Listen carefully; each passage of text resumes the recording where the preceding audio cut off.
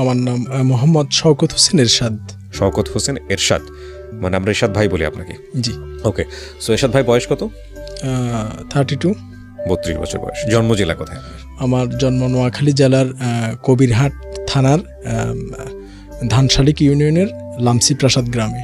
ওকে, আপনি এখন বর্তমানে আছেন চট্টগ্রামে না কক্সবাজার? জি, চট্টগ্রামে। চট্টগ্রাম থেকে আপনি যোগাযোগ করেছেন আমাদের সঙ্গে এই অনুষ্ঠানে। আপনি কি দেখেন, নিয়মিত শোনেন এই অনুষ্ঠানটা? হ্যাঁ, মাঝে মাঝে দেখা হয়। ফাইন। সো আমাদের শওকত ভাই আপনি আমাদের সঙ্গে যোগাযোগ করেছিলেন এবং আমরা আপনার গল্পটা তুলে ধরতে চাই একেবারে ছোটবেলা থেকে, যেখান থেকে মনে আছে। জি, আমার বাবা চাকরি করত কর্ণফুলী পেপার মিলে, চট্টগ্রামের ঐতিহ্যবাহী কর্ণফুলী পেপার মিল।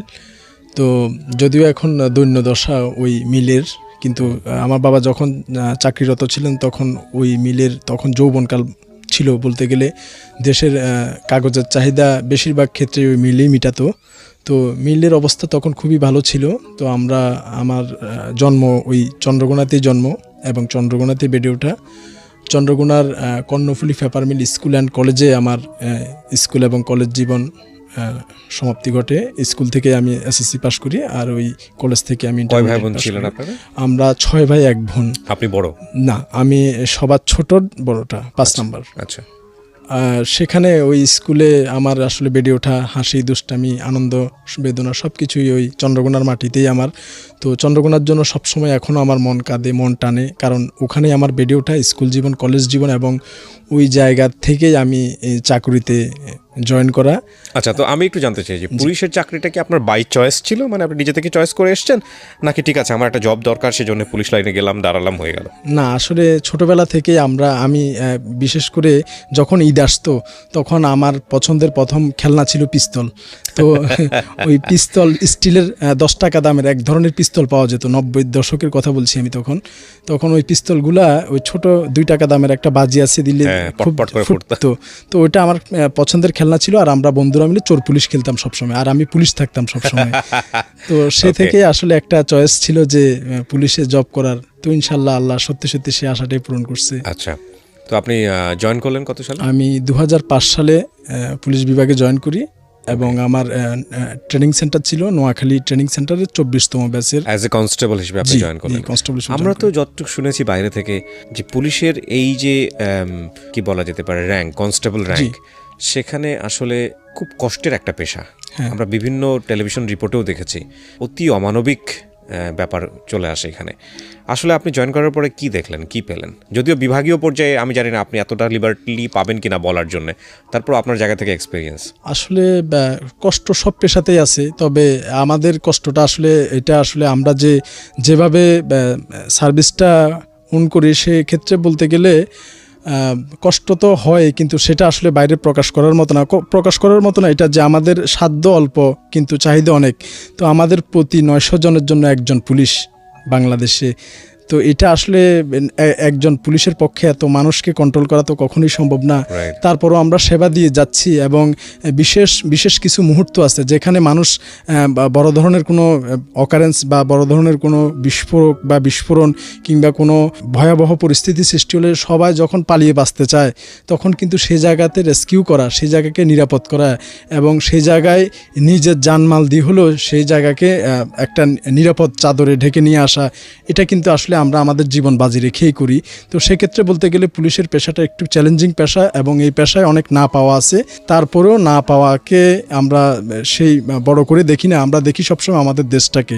তো আমাদের দেশটাকে আমরা কিভাবে আরো সুন্দর দেখতে চাই, সে লক্ষ্যে আসলে আমাদের কাজ করে যাওয়া। আপনি জয়েন করলেন কত সালে কথা বলছিলেন? যখন 2005-এ পুলিশ বিভাগে জয়েন করি, তখন পুলিশের তখন ডিউটি ছিল প্রচুর ডিউটি, সারা রাত নাইট ডিউটি করে আসার পরেও কিন্তু আবার সকালবেলা উঠে আবার ওই যে ভিআইপি ডিউটি, প্রোটেকশন ডিউটি কিংবা পিকেটিং ডিউটি, হরতাল ডিউটি, সারা রাত নাইট ডিউটি করে আসার পর 8টা to 8টা ডিউটি করার পরেও কিন্তু আবার সকাল 10টা কিংবা 11টা বেরিয়ে যেতে হতো। তো 2 ঘন্টাও আসলে 2 থেকে 3 ঘন্টা ঘুমানোর সময় আমি ঠিকমতো পেতাম না। তো আমার মাঝে মাঝে খুব রাগ হতো যে কিসের চাকরির মধ্যে আসলাম, স্বপ্ন দেখতাম কি, কল্পনা করতাম কি, আর বাস্তবে হলোটা কি। তো আমার রাগ চলে আসতো মনের মধ্যে। আমি এবং আমার বাবাকে কয়েকবার ফোনও করছি যে বাবা আমি আর পারবো না, আমার খুব অসুবিধা হচ্ছে, খুব কষ্টের চাকরি, আমার দ্বারা সম্ভব হবে না, আমি চলে আসতেছি, আমি পারবো না আর। তো আমার বাবা বুঝাতো, দেখ বাবা 6 মাস কষ্ট করে ট্রেনিং করলি, তারপর এত লম্বা সিকোয়েন্স যে চাকরি নেওয়ার অনেকগুলা ধাপ পেরোতে হয়, তো এত কিছুর পরে মাত্র 1-2 মাস চাকরি করে চলে আসাটা কি ঠিক হবে? আরেকটু ভেবে দেখ, আরেকটু চিন্তা করে দেখ। ওই সময় আপনার স্যালারি ছিল কত? স্যালারি ছিল আমাদের তখনকার বেসিক ছিল 2850 টাকা, 2005-এর কথা বলছি আমি। সবকিছু মিলে আপনি সবকিছু মিলে 5000-এর মতো।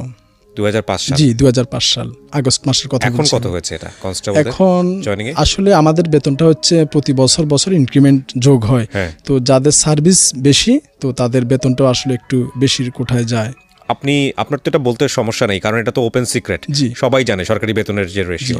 আপনি 2015 সালে জয়েন করেছেন, 2005 সালে জয়েন করেছেন, এখন হচ্ছে 2020 সাল, মানে 15 বছর আপনি সার্ভিস করেছেন। এখন আপনার স্যালারি স্ট্রাকচার কত? আমার স্যালারি এখন মেবি বেসিক হচ্ছে 15,000, 15,500 মেবি 15,500। আপনার সবকিছু মিলিয়ে কত থাকে? সবকিছু মিলিয়ে প্রায় 25,000 টাকার মতো আসে আমার বেতন। 25,000 টাকা, এটা মোটামুটি সচ্ছল বলা চলে, মোটামুটি সচ্ছল। সেটা তারপরেও আপনি চিন্তা করেন 15 বছর সার্ভিস দেবার পরে, এটা একটা মাথায় রাখতে হবে। আমাদের ইনি কিন্তু কনস্টেবল এবং একেবারে প্রথম সারির হচ্ছে পুলিশের মধ্যে প্রথম সারির যোদ্ধা হচ্ছেন এনারা। আমরা যেরকম বলি আর্মির মধ্যে সোলজার, তো এনারা হচ্ছেন সেই পুলিশের মধ্যে সোলজার। আমি আমার জায়গা থেকে যেভাবে বুঝি সেভাবে ব্যাখ্যা করছি, যদিও এটা একটা ডিভিশনাল পর্যায় থেকে বিষয়গুলোকে ভাবে তুলে ধরা, মানে এটার হয়তো নিশ্চয়ই ব্যাখ্যা আছে, আমি হয়তো ওইভাবে ব্যাখ্যাতে যেতে পারবো না। আমি আমার ব্যক্তিগত ফিলিংস তুলে ধরছি, কিছু জায়গায় মিল অমিল বা কিছু জায়গায় ডিসিমিলারিটি হতে পারে। ওকে, বলেন তারপর।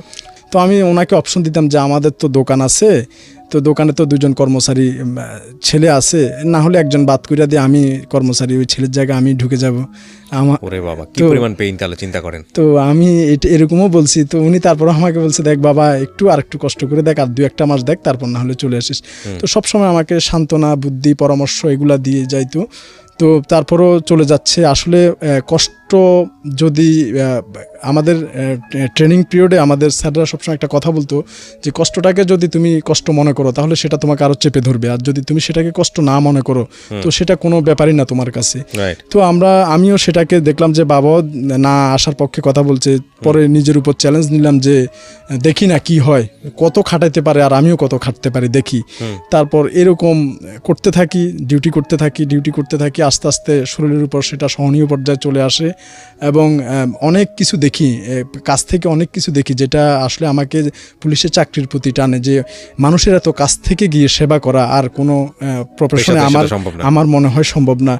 যেমন একটা কথা বলি যে যে সায়দাবাদ থেকে 2টা বাচ্চা কিভাবে জানি চলে আসছে, তারা এসে তাদের রংপুর কুড়িগ্রাম, হ্যাঁ সম্ভবত কুড়িগ্রামই হবে, সে 2005 কিংবা 6-এর কথা, তো তারা যেতে পারবে না, কান্নাকাটি করতেছে। তো তাদেরকে আমি নিয়ে গেলাম হোটেলে, ভালো করে খাওয়ালাম, তারপর কন্ডাক্টরের কাছে তাদেরকে বুঝিয়ে দিলাম বাবা মায়ের কোথায় থাকে, গ্রামের বাড়ি কোথায়, সব কিছু ডিটেল নিয়ে, তাদের ড্রাইভার এবং হেল্পারের মোবাইল নাম্বার নিয়ে, কাউন্টারের মোবাইল নাম্বার নিয়ে তাদের সাথে সার্বক্ষণিক যোগাযোগ করে তাদের মা বাবার কাছে পৌঁছায় দেওয়া পর্যন্ত সার্বক্ষণিক যোগাযোগ রক্ষা করে, এবং যখন মা বাবার কাছে ওই বাচ্চা 2টা পৌঁছায় তখন আমি একটু আত্মতৃপ্তির হাসি যে না, আমার আজকের ডিউটিটা অন্তত সাকসেস। এরকম অনেকগুলা কাজ। একটা মানুষ রাস্তা পার হতে পারছে না, অন্ধ মানুষ অনেকক্ষণ দাঁড়ায় আছে, আমি 2 পাশের গাড়িগুলোকে বন্ধ করে দিয়ে আমি তাকে পার করে দিলাম। তারপর একটা ভিক্ষুক চোখ নাই কিংবা হাত নাই, বর্ষার সময় একটা ঝুপড়ির মধ্যে ভিজে যাচ্ছে, তাকে আমি একটা শেডের নিচে নিয়ে গেলাম। তারপর একটা মানুষ হাত নাই, খেতে পাচ্ছে না, তো একটা মানুষকে আমি 50 টাকা বা 100 টাকা দিয়ে তাকে খাওয়ানোর ব্যবস্থা করে দিলাম। কিংবা হরতাল ডিউটির সময় কোনো দেখা যাচ্ছে ছাত্র বা ছাত্রী পরীক্ষায় যেতে পারছে না, তো নিজে উদ্যোগ নিয়ে তাকে পৌঁছে দিলাম। তো এরকম অনেকগুলো ভালো কাজ থেকে করতে পেরে এবং নিজেকে আসলে তখন গর্বিত মনে হচ্ছে যে না, এত কষ্ট করলেও যে মানুষের কাছ থেকে গিয়ে মানুষকে এই সেবা দিচ্ছি। কিন্তু করলেন ভালো কথা, কিন্তু মানুষের যে পারসেপশন আমাদের পুলিশ সম্পর্কে, যে দৃষ্টিভঙ্গি সোজা বাংলায় যেটা বলি, সেটা আপনাকে কখনো কষ্ট দিত না? প্রত্যেকটা প্রফেশনেই আসলে ভালো এবং মন্দ দুটা পেশারই মানুষ থাকে।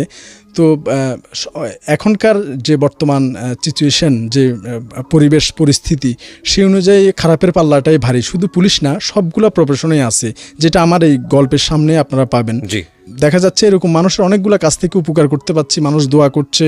তো আসলে অন্যের দুঃখ কষ্ট দেখে কিন্তু নিজের যে দুঃখ কষ্ট দূর হয়ে যায়, সেটার অন্তত আমি মনে করি জ্বলন্ত প্রমাণ।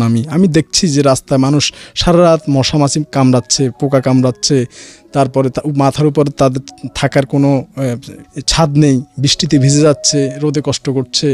আরও অনেক ধরনের মানুষের বিভিন্ন ধরনের সমস্যা এই রাস্তায় থেকে দেখা যায়। তো এই কাজ থেকে দেখে দেখে আসলে আমার মনটা অনেক আস্তে আস্তে নরম হতে থাকে যে না, আল্লাহ আমাকে অনেক ভালো রাখছে এই মানুষগুলোর চেয়ে। তো এ থেকে আস্তে আস্তে আমার চাকরির প্রতি মনটা বসে যায়। থেকে 2009 সাল পর্যন্ত ঢাকাতে চাকরি করি। তো ঢাকাতে চাকরি করার পর এরপর আমার পোস্টিং হয় সিএমপিতে, সিএমপিতে চট্টগ্রাম মেট্রোপলিটন প্রথম পোস্টিং হয় চট্টগ্রাম রেঞ্জ। তো রেঞ্জ রিপোর্ট করার পরে আমাকে পোস্টিং দেওয়া হয় রাঙ্গামাটিতে। তো রাঙ্গামাটি থেকে আমি এখানে একটা কথা বলে রাখা উচিত, আমি মেডিকেলে 3 বছরের ডিপ্লোমা করি এবং 2 বছরের প্যারামেডিকেল করি বাংলাদেশ কারিগরি শিক্ষা বোর্ডের অধীনে, যেটা সরকারি। এটা পুলিশে থাকা অবস্থায়? জি, পুলিশে সুযোগ আছে। হ্যাঁ, আছে, সুযোগ আছে এবং আমাদের ডিপার্টমেন্ট থেকে পড়ালেখা করার যথেষ্ট সুযোগ আছে। এবং আমাদের বর্তমানে 95%, আমি 99ই বলবো, সব গ্র্যাজুয়েশন করা, যে কনস্টেবল লেভেলের, আমার মনে হয় না যে এখন গ্র্যাজুয়েশন করা ছাড়া যে হাতে গোনা যে একজন খুঁজে নিতেও আমার মনে হয় অনেক কষ্ট হয়ে যাবে। কনস্টেবল? হ্যাঁ, জি, কনস্টেবল পর্যায়ে এখন এই 2020-এর কথা বলতেছি, এই 2020-এ শুধু এখন না, আজ থেকে 5 বছর আগেও আমার মনে হয় এখন আতস কাছ দিয়ে খুঁজতে হবে যে এসএসসি পাস বা ইন্টার পাস প্রায় ছেলে গ্র্যাজুয়েশন করা। তো এটা আমাদের জন্য একটা প্লাস পয়েন্ট। হয়তো এটা অনেকে জানে না, কিন্তু এটাই, আমি তো জানতাম না, এটাই ট্রু। তো তারপর এখন আসলে অনেক আধুনিক হয়ে গেছে, মন মানসিকতা মানুষের অনেক চেঞ্জ হয়েছে এবং এখন ভালো ভালো শিক্ষিত শ্রেণীর ছেলেরাই কিন্তু এই পুলিশ পেশাকে চয়েস হিসেবে নিচ্ছে তারা। যখন আমার এই যে চট্টগ্রাম রেঞ্জ থেকে রাঙ্গামাটি পোস্টিং হয় 2009 সালে, তখন এই কোর্সগুলো করা থাকার পরিপ্রেক্ষিতে আমার রাঙ্গামাটি থেকে ডেপুটেশনে চট্টগ্রাম বিভাগীয় পুলিশ হাসপাতালে আমাকে বদলি করা হয়। আচ্ছা, যাতে আমি ওই যে রাঙ্গামাটি থেকে যে সমস্ত ইনজুর্ড পেশেন্ট আসবে পুলিশ, তাদেরকে বিভাগীয় পুলিশ হাসপাতালে সেবা দিতে পারি। তো আমাদের এই ডেপুটেশন সিস্টেমটা আছে পুলিশের মধ্যে, সেই সিস্টেম অনুযায়ী আমি চট্টগ্রাম বিভাগীয় পুলিশ হাসপাতালে 2010 সালে জয়েন করি। আচ্ছা, তো জয়েন করার পরে আমার কাজ হয় ওটিতে কাজ করা। পুলিশ বিভাগের যে অপারেশন থিয়েটার আছে, আমাদের সার্জারি ডাক্তার আছে, ওনাদের হেল্পিং হ্যান্ড হিসেবে ওটিতে কাজ করা। তো ওটিতে কাজ করতে করতে আমার কাজ স্যাররা পছন্দ করে এবং ওটি ইনচার্জ হিসেবে আমাকে তারা ওই ওটিতে পদায়ন করে। তো ওটির দায়িত্বে আমি থাকি, আমার সাথে আরও কয়েকজন আমার সহকর্মী থাকে কনস্টেবল পদের, ওনারাও। বিশেষ করে ডাক্তার আহমেদ রসুল, বর্তমান যিনি সুপারিনটেন্ডেন্ট, তত্ত্বাবধায়ক দায়িত্বে আছে চট্টগ্রাম বিভাগীয় পুলিশ হাসপাতালের। আমাকে খুব স্নেহ করে ডাক্তার নাজিমুদ্দিন আহমেদ, উনি আরামও রেসিডেন্সিয়াল মেডিকেল অফিসার। ডাক্তার শামীম, ডাক্তার তুষিত স্যার, উনি সার্জারি স্পেশালিস্ট, এবং ডাক্তার প্রিয়াঙ্কা এবং ডাক্তার সঞ্জিদা ম্যাডাম, এখন উনি নেই। তো এই ডাক্তার হাসান স্যার, ওনারা আমাকে খুব স্নেহ করে, যে আসলে মানুষ যদি তার কাজটা সেরাটা উপহার দিতে পারে, তাকে পছন্দ করতে বাধ্য, সেটা আমি মনে করি। তো ওনারা আমার কাজকে ভালোবাসছে এবং আমাকেও ভালোবাসছে। তো আমাকে এই ক্রিটিক্যাল কিছু রুগীর দায়িত্ব দেয়, সিভিয়ার রুগী, যেগুলো আমাদের পুলিশ হাসপাতালে বিয়ার করা সম্ভব না, খুব সিরিয়াস মারাত্মক পর্যায়ে চলে গেছে, যেগুলো গুলি খেয়ে আসছে, কিংবা সিভিয়ার ক্যান্সার, কার্সিনোমা, এই ধরনের কেস তো আর আমাদের বিভাগীয় পুলিশ হাসপাতালে সলভ করা সম্ভব না। সেটার ক্ষেত্রে আমরা মেডিকেল কলেজের শরণাপন্ন হই চট্টগ্রামের ক্ষেত্রে। তো চট্টগ্রাম মেডিকেল কলেজে এই সিভিয়ার রুগীগুলো আমার দায়িত্ব পড়ে, আমি নিজে নিয়ে যাব এবং ওইগুলার ব্যবস্থা নিশ্চিত করে মেডিকেল থেকে আমি আমার আবার কর্মস্থলে রিটার্ন করব। ওকে। তো আমি এরকম যখন রুগী নেওয়া শুরু করি, 2011-র একটা ঘটনা বলি, যখন আমি একটা এরকম সিভিয়ার পেশেন্ট আমাদের পুলিশের হ্যান্ড ওভার করে মেডিকেল কলেজে ব্যবস্থা গ্রহণ করে যখন ওনাদের দায়িত্বে বুঝিয়ে দিয়ে যখন চলে আসার পথে, তখন দেখতে পাই যে একটা মেডিকেলের ফরেন্সিক বিভাগের সামনে লাশ কাটা ঘর, আর কি, লাশ কাটা ঘরের পাশেই ডাস্টবিনে, যেদিকে খুব একটা কেউ যাতায়াত করে না, তো ডাস্টবিনে একটা মানুষ পচে যাচ্ছে, তার পায়ের হাঁটু থেকে শুরু করে একেবারে উরু পর্যন্ত, এবং এক হাতের এক পাশ পুরোটা, বাহু পুরোটায় পোকে খেয়ে ফেলতেছে। পোকাগুলো হচ্ছে, আপনারা বোঝার জন্য বলছি, যে বাথরুমের মধ্যে যে অনেক দিনের পুরনো বাথরুমের মধ্যে যে অনেকগুলা বড় বড় সাদা পোকা থাকে, কিলবিল করে, সেই পোকাগুলা, এটাকে ডাক্তারি পরিভাষায় ম্যাগট বলা হয়। তো এই ম্যাগট, এই পোকাগুলা এই মানুষগুলাকে খেয়ে ফেলছে, মানে এই মানুষটাকে খেয়ে ফেলছে। তো আস্তে আস্তে তার অর্গানগুলোকে খেয়ে ফেলছে। প্রথমে এই পোকাগুলা আসলে এগুলো উৎপত্তি হয় কোথাও যদি আমাদের ইনজুর্ড হয়, যে কোনো কারণে ক্ষত হইতেই পারে, বাসের অ্যাক্সিডেন্টে, সিএনজির ধাক্কায়, কিংবা কোনো কিছু তুলতে গিয়ে, কাজ করতে গিয়ে হাত ছুলে যেতে পারে, পা ছুলে যেতে পারে, কাটা যেতে পারে, যে কোনো উপায়ে আমাদের এটা হতেই পারে। এটা একটা নিত্য নৈমিত্তিক ব্যাপার। তো এই কাটাটা যদি সঠিক চিকিৎসা না করা হয়, আপনার একটু ক্ষত যদি বেশি হয় অবশ্যই সেখানে স্ট্রেস দিতে হবে।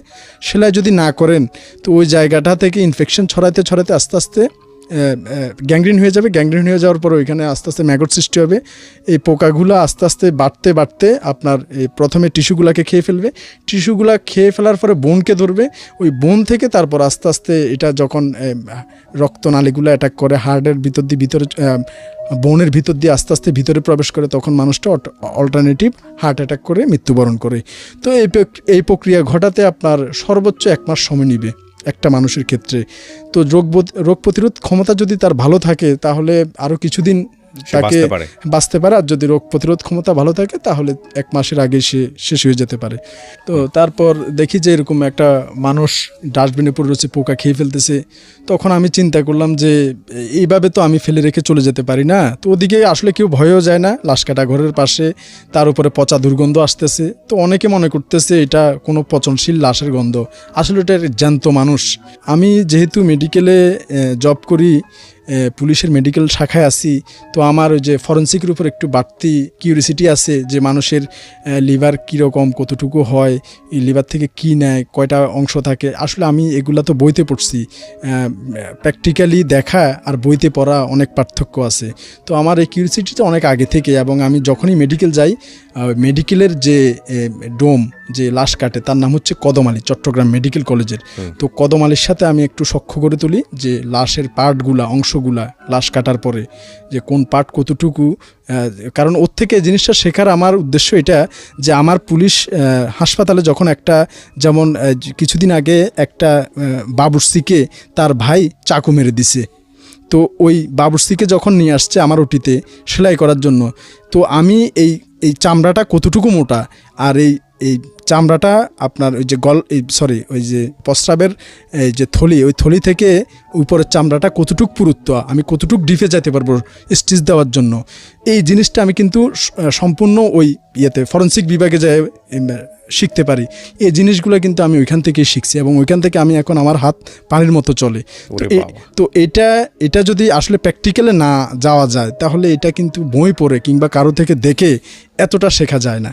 রাইট। তো যাই হোক, তো আমি যখন দেখি যে এরকম পোকা খেয়ে ফেলতেছে, তখন আমি ব্যাপারটা প্রথমে একটু হেঁটে চলে যাই, পরে নিজের বিবেকের সাথে আমি পরাজিত হই। আমি মনের মধ্যে একটা জিনিস আসছে যে এই লোকটা যদি আমার আপন ভাই হতো আমি কি।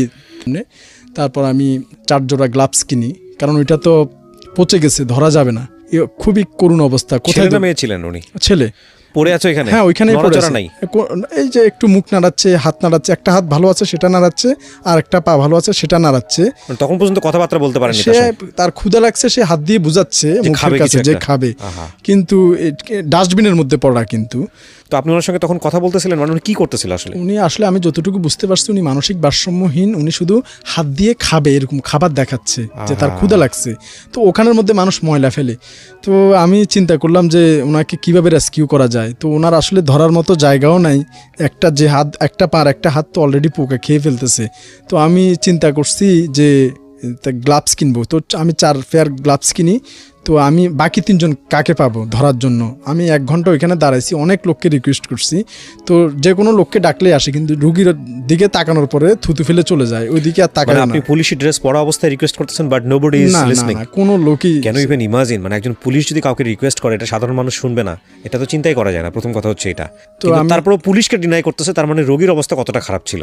তো ওই এমন একটা বিশ্রী গন্ধ আসছে, আসলে ওইখানে দাঁড়ানোর মতো অবস্থাও নাই। আমি কোনোরকম নাকে রুমাল চাপা দিয়ে গ্লাভসগুলো নিয়ে দাঁড়ায় আছি, কিন্তু দেখতেছি যে কোনো মানুষ সাড়া দিচ্ছে না। 1 ঘন্টা অনেক রিকোয়েস্ট করছি কিন্তু কোনো লোক পায় নাই, কারণ আসলে লোকদেরও দোষ দিই না, তারা যে ধরবে কোথায় ধরবে, এই পচা জায়গায় তো আর ওরা হাত জীবনও দিবে না। তো এরকম আসলে 1 ঘন্টা আমি দাঁড়ায় থেকে যে আসলে কাজ হচ্ছে না। পরে চিন্তা করলাম যে কি করা যায়।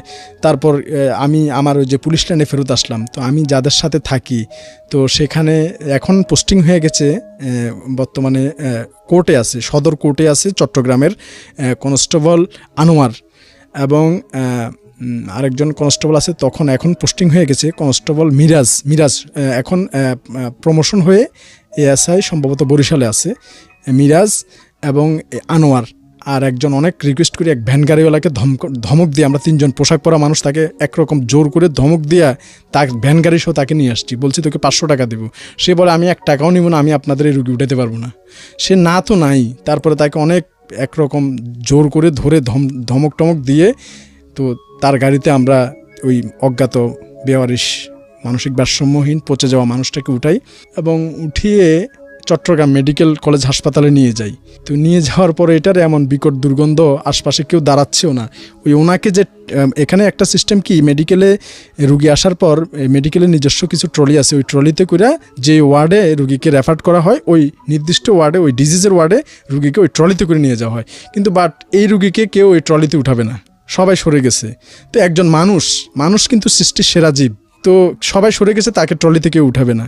আর ডিউটি ডক্টর যে ছিল উনি আমাকে বলছে যে ভাই এই রুগী তো বেওয়ারিশ রুগী, আপনি আয়না ভর্তি করে দিয়ে চলে যাবেন, তারপরে এটা পায়খানা করবে, প্রস্রাব করবে, পচা দুর্গন্ধ চটাবে, এটাকে বিয়ার করবে, আপনি আমাকে বলেন।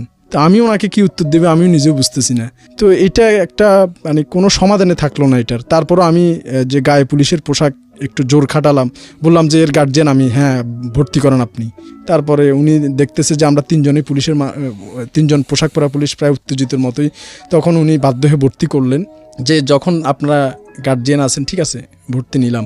উনি ভর্তি করলো, আমরা এই ট্রলিতে করে ওই 27 নম্বর ওয়ার্ড, সার্জারি ওয়ার্ডের 27 নম্বর ওয়ার্ডের একেবারে কর্নারে নিয়ে রাখছি ওনাকে। তো আমরা কোনো রকম গ্লাভস পরে ওর পায়খানা টায়খানা ওগুলো পরিষ্কার করে, পোকা টোকা যে কিভাবে ম্যাগট দূর করতে হয় পোকাগুলা, এটা কিন্তু সাধারণ চিকিৎসা না। যে কোনো সাধারণ মেডিকেল কর্মী কিন্তু এই পোকাগুলো বের করতে পারবে না। এটার আলাদা একটা নিয়ম আছে। এখানে কিছু বিশেষ মেডিসিন ইউজ করা হয়, তারপিনের তেল, ইউজল, তারপর আপনার হাইড্রোজেন পারঅক্সাইড, বিভিন্ন সমন্বয় আছে এই পোকা বের করার জন্য। এটা বাবা হাইড্রোজেন পারঅক্সাইড কাটা জায়গায় দিলে তো জান বেড়ে যাওয়ার মতো অবস্থা। এরকম এটা আসলে বিভিন্ন ধরনের সমন্বয় আছে, তারপরে এই পোকা মুক্ত করা যায়। তারপরে সেখানে অনেকদিন ড্রেসিং করতে হয়। তো এই ম্যাগট হাইড্রোজেন পারঅক্সাইড যদি কোনো ক্ষত জায়গায় লাগে ওইখানে মনে হয় যে অ্যাসিড বার্ন করতেছে, এরকম জলে আর কি। হ্যাঁ, তো এরকম আমরা এটা নিজেরাই এটা করি। তো ওইখানে ইন্টার্ন ডক্টর যারা ছিল ওনারা বলছে ঠিক আছে ভাই, আমরা দেখবো, ওষুধ টষুধ যা কিছু করা লাগে করবে, আপনারা কাজ সারায় ফেলেন, মানে আপনারা ড্রেসিং করে সব কিছু ফ্রেশ করে দেন, আমরা ফাইলে ওষুধ টষুধ যা লেখা লিখবো। তো আমরা সব কিছু করে দিয়ে আসছি। তো পরদিন আমি আর যেতে পারি নাই, আমার ডিউটি মেডিকেল ছিল না। 3য় দিন যখন মেডিকেল ডিউটি ছিল তখন আমি আবার ওই মেডিকেল যাই, আমার পুলিশ রুগীর কাজটা শেষ করে আমি আবার ওই 27-এ চলে যাই রুগীটার খোঁজ নেওয়ার জন্য, যে একদিন আগে তো ভর্তি করা গেল, কী অবস্থা দেখি। তো তখন যাই দেখি যে ওইখানে আর নাই, ওই রুগীকে কোথাও ওই ওয়ার্ডে কোথাও খুঁজে পেলাম না। পুরো হাসপাতাল তন্ন করে খুঁজলাম, কোথাও সেই রুগী নেই। তারপরে দেখছি যে যেখান থেকে আনছি, মন খারাপ করে যখন চলে আসতেছি ওই জায়গায় দেখি আবার পড়ে আছে। তো আমি অবাক হয়ে গেলাম, রুগীটা ভর্তি করে দিয়ে আসলাম, আবার এখানে কিভাবে আসলো, আর কেই বা আনলো এই রুগী, এটা তো ধরেও না কেউ। তো পরে আমি রাগ হলো, এখানে কেন আসলো, আর এর তো আত্মীয় স্বজনও কেউ নেই, মানসিক ভারসাম্যহীন রুগী। তো আমি আবার সেই 27 নম্বর ওয়ার্ডে চলে যাই। ওইখানের ইন্টার্ন ডক্টর যারা ছিল ওনাদেরকে আমি জিজ্ঞাসা করলাম যে ভাইয়া আমি তো এই রোগী ভর্তি করে দিয়ে গেলাম, এখন দেখি যেখান থেকে আনছি ওইখানে, এটা কীভাবে সেখানে গেল। তখন উনি যেভাবে আমাকে বলছে তার অর্থ এটা দাঁড়ায় যে দেখেন ভাই, আপনি পুলিশ মানুষ, আপনি ভর্তি করে দিয়েছেন, আপনি তো গায়ের জোরে ভর্তি করে আনে চলে গেছেন, এই রোগী পায়খানা করতেছে, প্রস্রাব করতেছে, তারপর তার যে ম্যাগটের পচা দুর্গন্ধ ছড়াচ্ছে। একটা ওয়ার্ডে 150 থেকে 200 রুগী থাকে। তো এই একজন রুগীর জন্য কি আমি 150-200 রুগী কি কষ্ট দেব, বা তারা কি এই সমস্যায় পড়বে? আপনি বলেন, আপনার বিবেকে কি বলে? একজনের জন্য কি 200 রুগী কষ্ট করবে? তো আমি ওনার যুক্তির কাছে আমি আর পারলাম না। তো বললাম তাহলে তো কে নিল? বলে আমাদের এমএলএসএসরাই ওইখানে নামায় নিয়ে চলে গেছে। তো আমি এটার পর আমি নিচে নাইমে এসে আমার চোখ দিয়ে কয়েক ফোঁটা পানি পড়ছে যে একটা মানুষ সৃষ্টির সেরা জীব, সে এভাবে মরে যাবে, সে একজন, এটা একটা গণতান্ত্রিক স্বাধীন দেশ, এই এত কষ্ট করে যে আমাদের দেশ স্বাধীন করছে, এত মানুষ প্রাণ দিল, আর ওইগুলোই বাদ দিলাম, সে তো মাকলুকাত, সে সৃষ্টির সেরা জীব, তো এভাবে একটা মানুষ, তার কোনো চিকিৎসা হবে না, সে এভাবেই মারা যাবে, এটা আমি কোনোভাবেই আমি অ্যাকসেপ্ট করতে পারলাম না। যা আমি সারা রাত আমার মনের সাথে যুদ্ধ করছি, লোকটা কি ওখানে মারা যাবে, যে পৃথিবীর কোনো জায়গা থেকে তার জন্য কি 1 টাকা কিংবা একটু সহযোগিতাও কোথাও থেকে আসবে না? আমি এটা কোনোভাবেই, সারা রাত আমি ঘুমাতে পারিনি, উপর আল্লাহ একজন সাক্ষী, সারা রাত আমি খুব কষ্ট করছি যে কি করা যায়, এটা কি করা যায়। মেডিকেলে তো ডাইরেক্ট হবেই না, আমি নিজের চোখে দেখে আসলাম, কোনোভাবেই সম্ভব না। তাহলে কোথায় নিব তাকে আমি? কোনো লোকজনও কিন্তু তার সাহায্যে আগায় আসে না।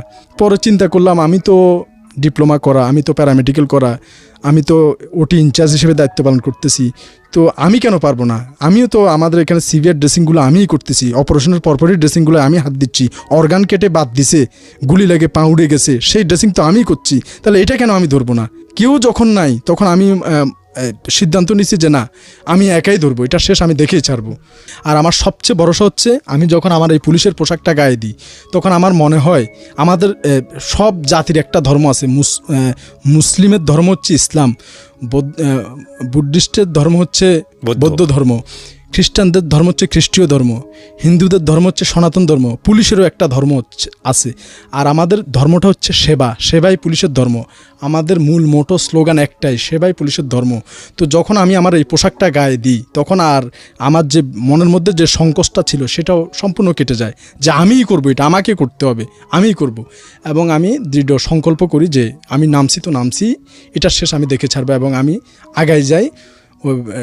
পরদিন সকালে আমি আমার যে ডিউটির স্পটে আমি আমার সহকর্মীকে বসাই দিয়ে আমি ওই যে ফরেন্সিকের পাশে, ডাস্টবিনের পাশে আমি চলে যাই। তো যাওয়ার সময় আমার যে ইকুইপমেন্টগুলো লাগতে পারে সেগুলো সব কিছু আমি আমাদের কিন্তু ওই যে বিভাগীয় পুলিশ হাসপাতালে চাকরি করতে হলে কিন্তু সবার আলাদা আলাদা বিপি মেশিন বা ইকুইপমেন্ট যে শাখায় কাজ করে তার কিন্তু আলাদা থাকে। তো আমারও একটা সেট আছে সবগুলা, তো আমি আমার সম্পূর্ণ সেটগুলা নিয়ে ওই নিঃস্ব রোগীর কাছে চলে যাই। যাওয়ার পরে তো একা কিভাবে করব, এই জন্য অনেকক্ষণ দাঁড়াই আছি, যে কেউ যদি হাতটা একটু ধরে আমি তাহলে একটু কাজটা করতে সুবিধা হয়। কিন্তু 1-2 ঘন্টা অনেকক্ষণ দাঁড়িয়ে থাকি, কিন্তু দেখি যে কেউ আসে না, আসা তো দূরের কথা, ওইদিকে তাকায়ও না। তো পরে চিন্তা করলাম যাই হবে একাই শুরু করি। পরে ডবল গ্লাভস পরে, আমি মাস্ক পরে, আমার এই যে ইনস্ট্রুমেন্ট নিয়ে আমি আস্তে আস্তে শুরু করি, পচা অর্গানগুলো কাটা শুরু করি। একটা যেটা হচ্ছে, আপনি যখন অর্গানটা কাটতেছিলেন, জি, তখন তো আলটিমেটলি এটা তো অ্যানেস্থেসিয়া দেওয়ার ব্যাপার আছে, ও তো মানসিক ভারসাম্যহীন, তো ওকে ম্যানেজ করা, ও দেখা গেল ও তো বিষয়টা বুঝতেওছে না, এটা আপনার জন্য রিস্কি হয়ে যাচ্ছিল না বিষয়টা? রিস্কি বলতে কি, যখন সম্পূর্ণ ডেড টিস্যু কাটা হয়, যেটা পচে গেছে, সেখানে কিন্তু তেমন একটা ফিল থাকে না। কিন্তু যখন ডেড টিস্যুর পরে যখন আমি মূল টিস্যুতে আসব, তখন লাল মাংস কিংবা লাল রক্তের অস্তিত্ব পাওয়ার জন্য আমার খোঁজটা কিন্তু হচ্ছে লাল রক্ত কিংবা লাল মাংস। যখন ওই লাল পর্যন্ত আমি আসতে পারবো, তখন আমার এই ড্রেসিংটা সার্থকতা আসবে। ওই অতটুকু যাওয়ার সাথে সাথে কিন্তু চিৎকার চেঁচামেচি শুরু করবে। তো আপনি তখন কোন জায়গায় কাটলেন? তো প্রথম আমি তো ডেড টিস্যুগুলো ফেলে দিই। তো ডেড টিস্যুগুলো ফেলে দেওয়ার পরে যখন তার মূল জায়গা পর্যন্ত আমি আসি, তখন বুঝতে পারি যে লাল অস্তিত্বটা আমি পাই, তার বডির লাল কোষের অস্তিত্ব। যখন কাটতে হয়েছিল ওনার বডির হচ্ছে পায়ের পাতা থেকে আপনার যে টাকনুগিরার উপর পর্যন্ত ফেলে দিতে হয়েছে, 4 ইঞ্চি উপর পর্যন্ত ফেলে দিতে হয়েছে, ওটা টোটালি রাখা যায় নাই। এরপরে ড্রেসিং এ আস্তে আস্তে আরেকটু উপর উঠছে। আর এই হাতের এখানের মাংস ছিল না ওনার, এই মাংস সবগুলা এই ডান হাতের, হ্যাঁ, এটা টোটালি মাংস ছিল না। হাতটা এগুলো পুরো একেবারে পচে গেছে। আর পোকা যে কিরকম সেটা আসলে আপনাদের যে পোকা কিরকম হয় সেটা যদি দেখতে চান আপনারা, আমার শওকত এরশাদ নামে আমার যে প্রোফাইল আইডি ইংরেজিতে, ফেসবুক আইডি ইংরেজিতে SHOWKAT, শওকত ARSAD, শওকত এরশাদ। এই শওকত এরশাদ আমি ট্যাগ করে দিব, এই শওকত এরশাদ যদি আপনারা লিখেন তাহলে আমার আইডিতে ঢুকতে পারবেন।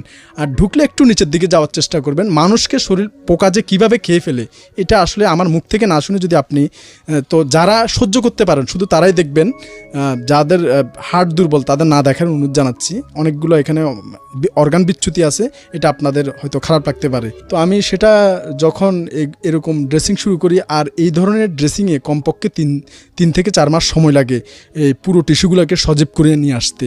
ওই সজীব করে নিয়ে আসার পরে তারপর সেটা অপারেশনাল কেস হয় কিংবা স্কিন গ্রাফটিং হয়, শরীরের অন্য জায়গা থেকে মাংস বা চামড়া কেটে এনে ওই আক্রান্ত জায়গায় চামড়াটা লাগানো। তো এটা হচ্ছে সার্জারির একটা বড় একটা কার্যক্রম। এইটাতে আমি আমার পুলিশ হাসপাতালের ডাক্তারদের সহযোগিতা নেই। না, ওনাকে আপনি অপারেশনটা করার পরে তারপরে নিয়ে যান হাসপাতালে নাকি ওখানেই রেখে যান? না, ওনাকে তো কোথাও মুভ করা যায় না, যেহেতু উনি পায়খানা প্রস্রাব সব, সে তো কোথাও তার একটা অর্গান তো পচে গেছে, 2টা অর্গান পচা গেছে, তো ওই পচা অংশ তার উপর কাটাও হয়েছে, সে কিন্তু কোথাও মুভ করতে পারে না, নাড়াচাড়া করতে পারে না, যেখানে তাকে ফেলে রাখছি ওখানে সে পড়ে থাকে। মানে ওই অবস্থা আপনি ড্রেসিং করে ওখানেই রাখেন? হ্যাঁ, ওইখানে রাখতে হয়। এখান থেকে ওনাকে আমি প্রায় 3-4 মাস ড্রেসিং করি ওইভাবেই। মানে ওখানে ড্রেসিং করে ওখানে? হ্যাঁ, ওখানে ড্রেসিং করে ওখানে রেখে দিই।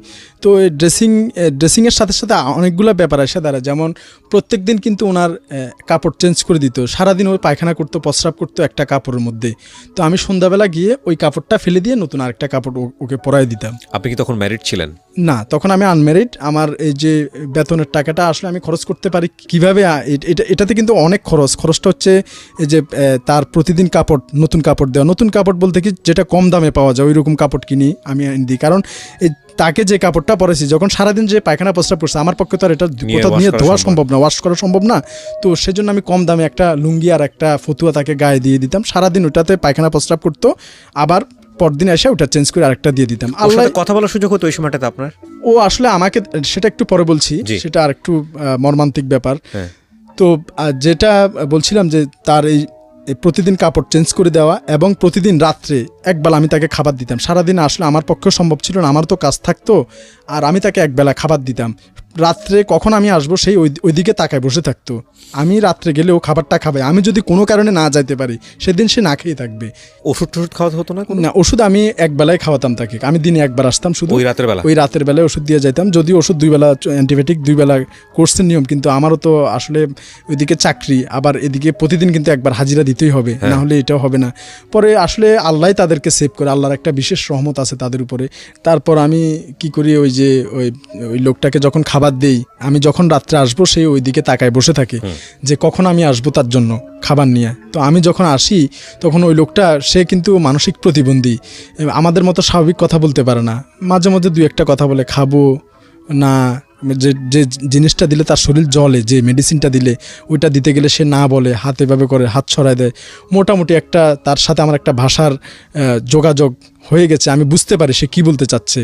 তো আমি যখন খাবার নিয়ে আসি, কোনটা খাবে না, কোনটা খেতে চায়, এরকম আমার কাছে সে যখন এরকম তার মনের ভাষাটা আমি বুঝতে পারি, তো আমি তাকে এরকম প্রতিদিন একদিন পর একদিন তো ড্রেসিং হচ্ছে, আর প্রতিদিন এসে রাত্রে একবেলা, দিনের বেলা আমার ডিউটি থাকে, সন্ধ্যার পর আমি আসি, তার ওই পায়খানা সংশ্লিষ্ট, প্রস্রাব সংশ্লিষ্ট কাপড়টা চেঞ্জ করে নতুন একটা কাপড় তারে ওই যে একটা গামছা দিয়ে মুছে টুছে কোনো রকম পরাইয়া দিয়া তার খাবারটা তার হাতে দিয়া, সে ওই যে হাতটা ভালো সেই হাতটা দিয়ে, ওই বাম হাতটা, ডান হাতে তো তার ইনজুর্ড ছিল, ওই বাম হাতটা দিয়ে কোনো রকম খাইতো।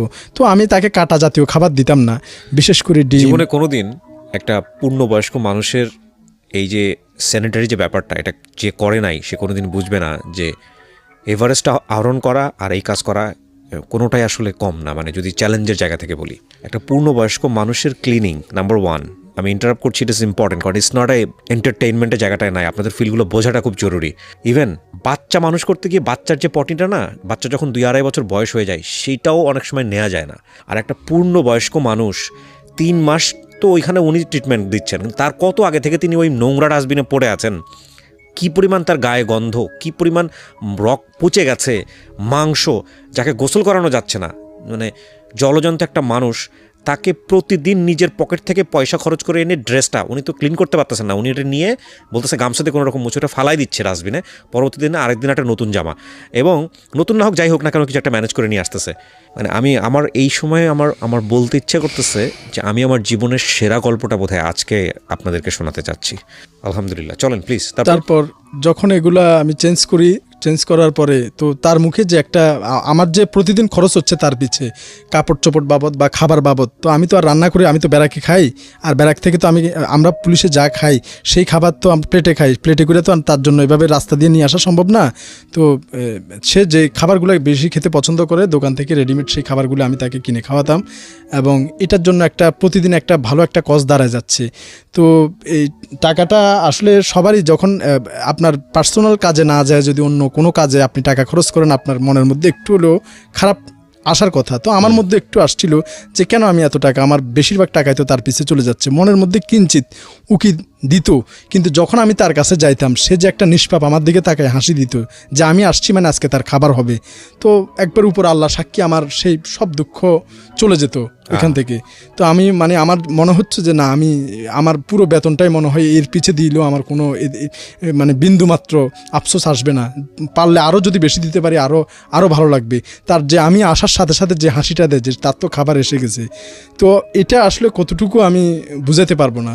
আসলে সবচেয়ে একটা জিনিস কি, আপনি যদি কারো জন্য মন থেকে কিছু খরচ করেন, আপনি আপনার ফ্যামিলি নিয়ে যদি সবাই তো বাৎসরিক একটা ট্যুরে যায়, কক্সবাজার যাচ্ছে, কেউ বা যার অর্থ বেশি সে বিদেশেও যাচ্ছে ভ্রমণ করতে, আপনি আপনার ফ্যামিলি নিয়ে যেখানে যান, যত টাকা খরচ করে যত দামি রেস্টুরেন্টে খান না কেন, কিন্তু একটা নিষ্পাপ ছোট বাচ্চা সে অনেকক্ষণ চিপসের জন্য কাঁদতেছে, তার মা বা বাবার সে অ্যাবিলিটি নিয়ে কিনে দেওয়ার, কিন্তু আপনি যদি তাকে ওই চিপসটা কিনে দেবে, বাচ্চার হাসিটা দেখেন, আমি মনে করি আপনি এই ট্যুরে গিয়েও এই আনন্দটা পাবেন না। তো এরকম যখন তার হাসিটা দেখি আমি, তখন আমার আসলে সেই যে তার পিছে যে আমার খরচ হচ্ছে একটা কষ্ট যাচ্ছে, সেটা আমার আর গায়ে লাগে না। তো এভাবেই আমি তার পিছে শ্রম দিতে থাকি। তো ডেফিনেটলি 4 মাস তার পিছে আমি শ্রম দেওয়ার পরে দেখি যে ঘাটা পুরো টকটকে লাল হয়ে আসছে, শুকে আসছে। এরপরে সেখানে আমাদের যে সার্জারি ডাক্তার আহমেদ রসুল স্যার, ওনাকে আমি নিয়ে যাই। স্যার অত্যন্ত ভালো মানুষ, বলার সাথে স্যার রাজি হয়।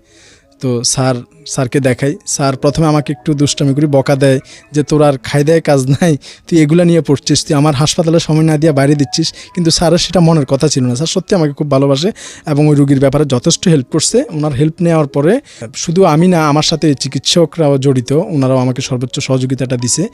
তো দেওয়ার পর এভাবে 4 মাস পর 5 মাসের মাথায় মোটামুটি লোকটা পুরোপূর্ণ সুস্থ হয়ে ওঠে। তো এবং তাকে আমি ওই যে আমাদের ওইখানে একটা বদনাশা মাজার আছে, ওই মাজারের সামনে নিয়ে বসাই দিই। তো ওখানে আলটিমেটলি প্রতিদিন সন্ধ্যায় কেউ না কেউ খাবার দিয়ে যায়। তো এভাবেই আমি কয়েক মাস অবজার্ভ করে দেখি যে না, সে ওইখানে আছে, মানুষ খাবার দাবার দিয়ে যাচ্ছে, একরকম ভিক্ষুকের মতো হলেও সে বেঁচে আছে এবং এখনও তাকে আমি দেখি, এখনও সে আছে। মানে পরবর্তীতে কি কেসটা রিভিল করা সম্ভব হয়নি যে আসলে কোথা থেকে আসছে, কি অবস্থা? স্বজন তেমন কেউ পায় নাই বলতে কি, আসলে আমি তো একা এগুলা করে গেছি, কার কাছে যাব? আর সে ঠিক মতো কথা বলতে পারে না, এলোমেলো কথাবার্তা বলে, এক ধরনের মুখে তার কথাটা বাজে। ভালো মতো দেখলে তো চিনতে পারে। হ্যাঁ, আমাকে দেখলে সে দৌড়ায় আসে, মানে হাত ধরে এই ধরে, তার নোংরা শরীর, কিন্তু সে আমাকে এভাবে জড়ায় ধরে। কিন্তু আসলে আমি অনেক সময় পোশাকে থাকলে তার ময়লাগুলো যে আমার গায়ে লেগে যাচ্ছে, আমি বলি না, আমার থেকে ভালোই লাগে যে আমি তার এই যে জীবনটা ফেরত পাইছি, এর পিছনে যে আমি অনেক শ্রম দিছি এবং সার্থকতা পাইছি, এটাই আমার সবচেয়ে বড় আনন্দ। তো সে যখন জড়ায় ধরে তখন আসলে আমার তেমন কোনো ফিল থাকে না যে তো ময়লাগুলো আমার গায়ে লেগে যাচ্ছে, কিন্তু সে ভালো আছে আলহামদুলিল্লাহ। তবে একটা পা এই যে তার হাঁটুর একটু নিচ থেকে নেই, ওই যেটা কেটে বাদ দিয়েছি, আর এই ডান হাতটা অচল, সেটা একেবারে স্ট্রেট হয়ে গেছে, বাম হাত দিয়ে সে সব কিছু করে। তারপরেও আমার আলহামদুলিল্লাহ আল্লাহর কাছে শুকরিয়া যে সে যে বেঁচে আছে, এখন ভালোভাবে আছে, এটাই অনেক।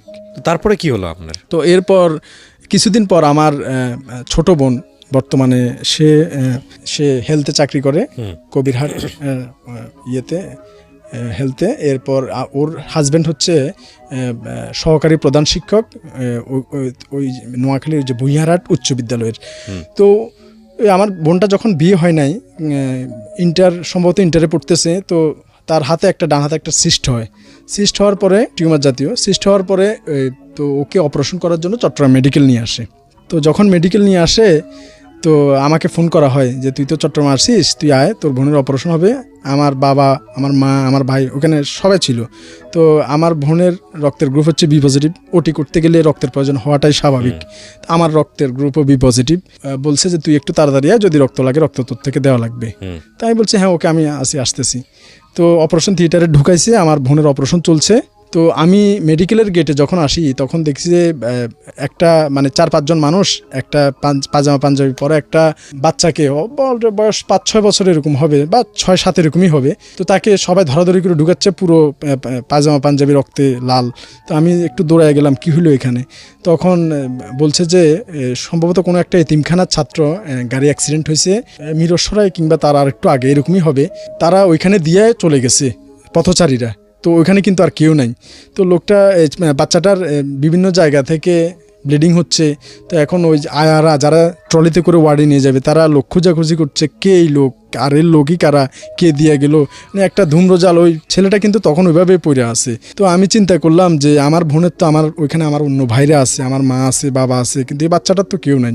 তো আমি ওই বাচ্চাটাকে নিয়ে দ্রুত ওই 26 নম্বর ওয়ার্ডে দিছে, 26 নম্বর ওয়ার্ডে আমি নিজে ট্রলি ধরে দ্রুত নিয়ে গেছি।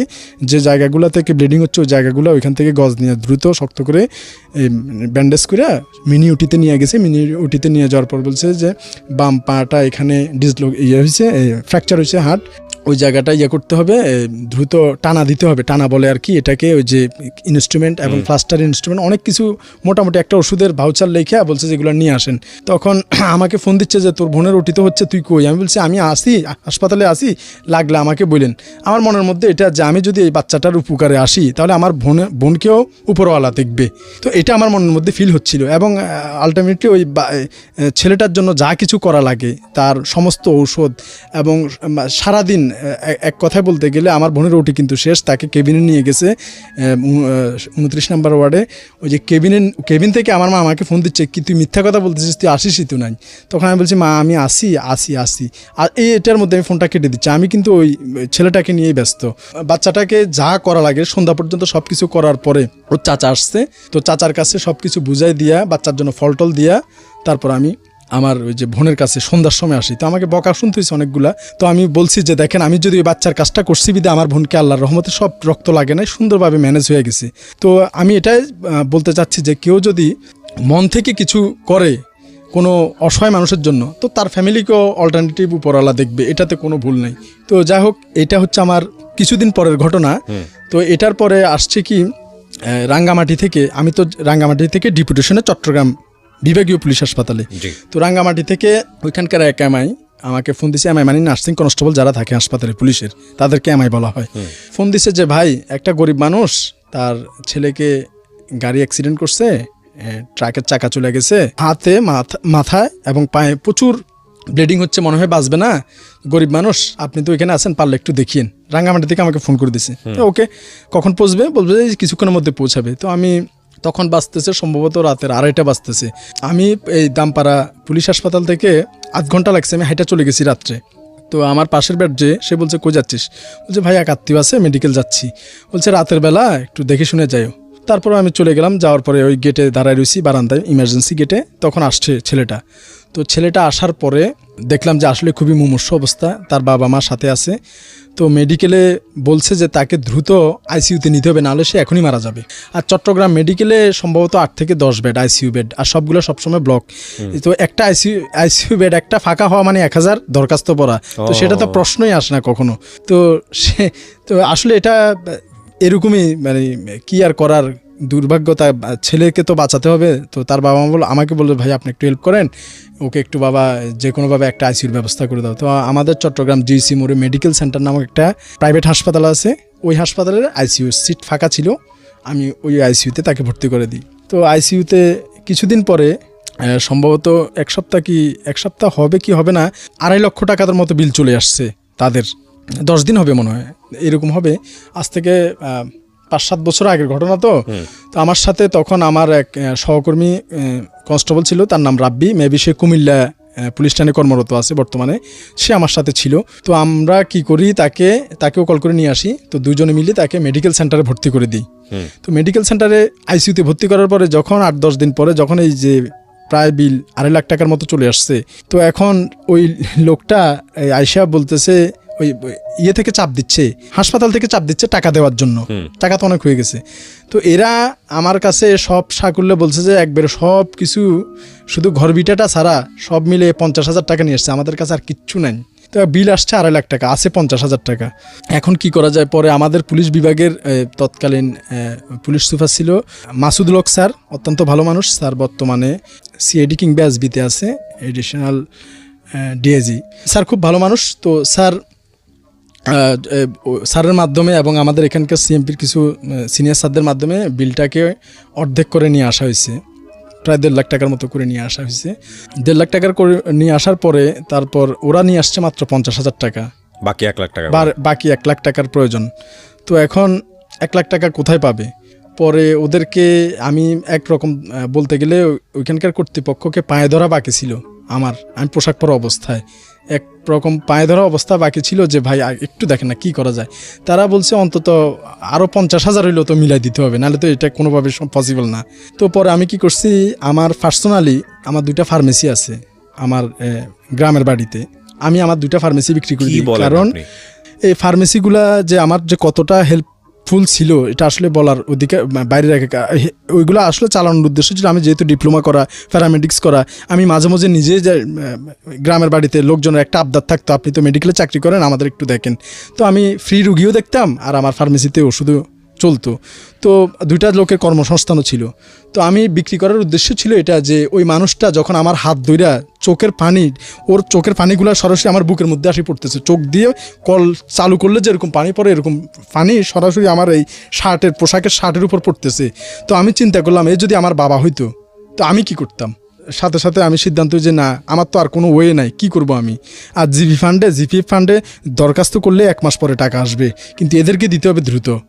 তো পরে আমি কি করলাম, আমার সেই ফার্মেসি বিক্রি করার সিদ্ধান্ত নিই এবং দ্রুত ফার্মেসি 2টাই বিক্রি করে দিই ওনাদেরকে ওইখানে 50,000 টাকা হেল্প করি। এবং এরপর যখন এই তো টাকা দেওয়ার পরে কিন্তু ছেলেটা তো সুস্থ হয় নাই, ওই কিন্তু আইসিইউর ভিতর। তো এখন টাকা দিয়ে কোনো রকম মুক্ত করছি কি ছেলেকে এখন বের করে দিবে, তাদের যে কয়দিনের পাওনা ছিল তারা মাপটাপ করে টাকাটা নিচে এখন বের করে দিবে, কিন্তু এখন বের করার সাথে সাথে ছেলেটা মারা যাবে। তো এটাকে এখন আমি কি করব? তো এখন পরে আমি চট্টগ্রাম মেডিকেল, তখন আইসিইউ বিভাগের প্রধান ছিল সম্ভবত মাসুদ স্যার হবে, আইসিইউ বিভাগের পরিচালক। তো ওনার কাছে গেছি, উনি বলছে বাবা দেখো এখানে সিট নাই, তুমি নিজের চোখে দেখতেছো, একটা বেডের পিছু মিনিমাম 500-1000 দরখাস্ত পড়ে, তো এখানে তো কল্পনাও করা যায় না কীভাবে এটা দিবে, আর কোনো রুগীকে কি সরাই তুমি দিতে পারবা, এটা তো কখনোই সম্ভব না। তখন আমি দেখি যে এখানে কিচ্ছু হবে না, ওনার সাথে অনেকক্ষণ ইলেমেলো কথাবার্তা রাগারাগি করি, উনিও আমার উপর গরম হয়ে গেছে। আমি দেখতেছি ছেলেটাকে বের করলে মারা যাবে। পরে আমি চলে যাই ইমার্জেন্সি ডক্টরের কাছে যে স্যার আমাদের একটা পুলিশের লোক, তখন আমি কিন্তু আর এটা যে একজন নিঃস্ব মানুষের ছেলে সেটা পরিচয় দিই না, বলছি আমাদের একজন পুলিশ সদস্য মৃত্যুসজ্জায়, এখন আইসিইউ বেড লাগবে, কি করা যায় বলেন। উনি বলে আইসিইউ বেড না থাকলে কোত্থেকে দিবে, তুমি পরিচালক স্যারের সাথে কথা বলো। তো আমি চিন্তা করলাম যে আমি যদি একজন সামান্য পুলিশ কনস্টেবল হিসেবে পরিচয় দিয়ে কথা বলি, উনি আমার ফোনও ধরবে না। তো আমি ওই নাম বলছি না, ওই ব্রিগেডিয়ার স্যারের কাছে এখন অনিয়ারে ক্ষমা চেয়ে নিচ্ছি। আমি পুলিশের একটা বড় র্যাঙ্কের পরিচয় দিয়ে ওনার কাছে আমি ফোন করি। তো ফোন করার পরে উনি বলছে উনি একটা পার্টিতে আছে, একটু পরে আমাকে ব্যাক করবে। তো উনি 8 ঘন্টা পরে আবার আমাকে ব্যাক করছে। তো আমাকে ব্যাক করার পরে বলছে ঠিক আছে, ওই যে যখন এটা একটা আপনাদের জানার বিষয়, যখন প্রধানমন্ত্রী পিএম যখন কোনো বিভাগীয় শহরে মুভ করে, কোনো একটা অকেশনে যায়, তখন কিন্তু বিভাগীয় মেডিকেল কলেজের একটা সিট কিন্তু আইসিইউ সিট কিন্তু ফাঁকা রাখতে হবে, এটা কিন্তু একটা নিয়ম। তো উনি বলছে যে পিএম মুভ করবে আগামী 2-1 দিনের মধ্যে, একটা সিট তো ফাঁকা আছে, পিএম চলে গেলে তুমি দ্রুত ওইটার মধ্যে উঠে নিয়ে নিও। তো আমি তো আমার মনের মধ্যে বিশাল একটা আশার আনন্দ আসছে। তো পিএম যেদিন মুভ করবে সেদিনই আমি রুগীটাকে নিয়ে আসছি, মুভ করার আগেই আমি ওই সিটে তাকে উঠে দিতে পারছি। তো উঠে দেওয়ার পরে আমি অনিয়ারে ওনার কাছে ক্ষমা চেয়ে নিচ্ছি। এতদিন আমার এই পাপভোটটা আমার মধ্যে ছিল যে আমি পুলিশের একজন বড় অফিসারের পরিচয় দিয়ে কিন্তু ওনার কাছে ফোন করছি, যদিও আমার ওই র্যাঙ্কটা ছিল না। তো উনি আমার ফার্স্ট অফ অল ওনার কাছে আসলে আমার ক্ষমা চাওয়া হইতো না। অনিয়ারের যদি উনি ওনার কান পর্যন্ত এই শব্দটুকু যায়, তরঙ্গটুকু যায়, আমি ওনার কাছে সরি জানাচ্ছি। উনি নিজেও জানতেন না, শুধু আমি জানতাম যে আমি এই অন্যায়টা করছি। তবে এই অন্যায়টা যে করছি তাতে অন্তত একজন নিঃস্ব মানুষ, পুলিশের পরিচয়ে একজন নিঃস্ব মানুষ এই মৃত্যুর হাত থেকে বেঁচে আসতে পারছে, এটাই সার্থকতা। আর সবচেয়ে বড় কথা হচ্ছে একজন মানুষের জীবন বাঁচানোর ক্ষেত্রে যদি একটু মিথ্যাও বলা লাগে, আমি মনে করি সেটা উপরওয়ালা বিবেচনা করবে। তো যাই হোক, তাকে যখন এই অ্যাডমিট করা হলো এই আইসিইউতে টানা 3 মাস সে ছিল টানা 3 মাস সে ছিল, এবং তার বাবার এই যে একটা বিশাল কষ্ট থেকে তার বাবা বেঁচে গেছে, এটা আসলে ভাষায় প্রকাশ করা যায় না। ছেলেটা ওখান থেকে সুস্থ হওয়ার 2 বছর পরে মারা যায়, বাড়িতেই মারা যায়। ব্রেনে যে মারাত্মক আঘাত পাইছে, কিন্তু ওখান থেকে সুস্থ হয়ে ফিরছে সে। আইসিইউ থেকে 3 মাস থাকার পরে সুস্থ হয়ে সে বাড়িতে ফেরে, তো 2 বছর পরে সে মারা যায়। তো লোকটার এই কাজগুলা তো আমার মনের মধ্যে একটু নাড়া দেয় যে না, এই অসহায় মানুষগুলোর জন্য খরচ করার যে একটা নেশা আমাকে চেপে বসে, সেই নেশাটা এমন অবস্থায় এর মধ্যে 2 বছর অতিবাহিত হয়ে যায়। বিভিন্ন এই ধরনের সেবাধর্মী কাজে নিজেকে কন্টিনিউ রাখার পর 2014 দিকে আমি চট্টগ্রাম RRF পুলিশ লাইনে পোস্টিং হই। তো সেখান থেকেও আবার আমাকে আমার কাজের যোগ্যতার বলে আমাকে বিভাগীয় পুলিশ হাসপাতালেই পদায়ন করা হয়। সেখানে তো 2015 দিকে হবে, তো আমার জন্য মেয়ে দেখা হচ্ছিল বিয়ের জন্য। অনেকগুলো মেয়ে দেখতেছে বাড়ি থেকে, আমার পছন্দ হচ্ছে না, ওনারা অনেকগুলো দেখতেছে, তো একটা মিললে একটা মিলে না, এরকম বিভিন্ন সমস্যা। তার উপরে আমার একটু ওই যে স্টাইলিশভাবে যেভাবে চলে না, সেরকম আমার চলাটা আসলে হচ্ছে না। সেটার কারণ হচ্ছে আমার এই চাকুরি জীবনের যে 2011 সালের ফেব্রুয়ারি থেকে যে আমি এই যে চ্যারিটি কাজের প্রতি আমার যে মন মানসিকতা এবং এই নিঃস্ব বেওয়ারিশদের প্রতি যে কাজের একটা নেশা আমাকে চেপে বসছে, সেই নেশাতে যে একটা বড় একটা অঙ্ক খরচ হয়, অ্যামাউন্ট আসলে মুখে বলতে গেলে কিন্তু সোজা, কিন্তু যখন আপনি বাস্তবে কাজ করতে যাবেন তখন কিন্তু অ্যামাউন্ট একটা বিশাল ফ্যাক্টর। আপনি যদি ইচ্ছা করেন চাইলেও অনেক কিছু করতে পারবেন না অর্থের কারণে। ঢাকাতেই উনি সেটেল, তো উনি আমাকে মান্থলি কিছু টাকা দেয়, সে টাকায় আমার আসলে ফ্যামিলি খরচটা একরকম বলতে গেলে হয়ে যায়। তো আমার যে বেতনের অংশটা, তো সেখান থেকে আমি স্বাচ্ছন্দ্যে এই কাজগুলোতে বিয়ার করতে পারি।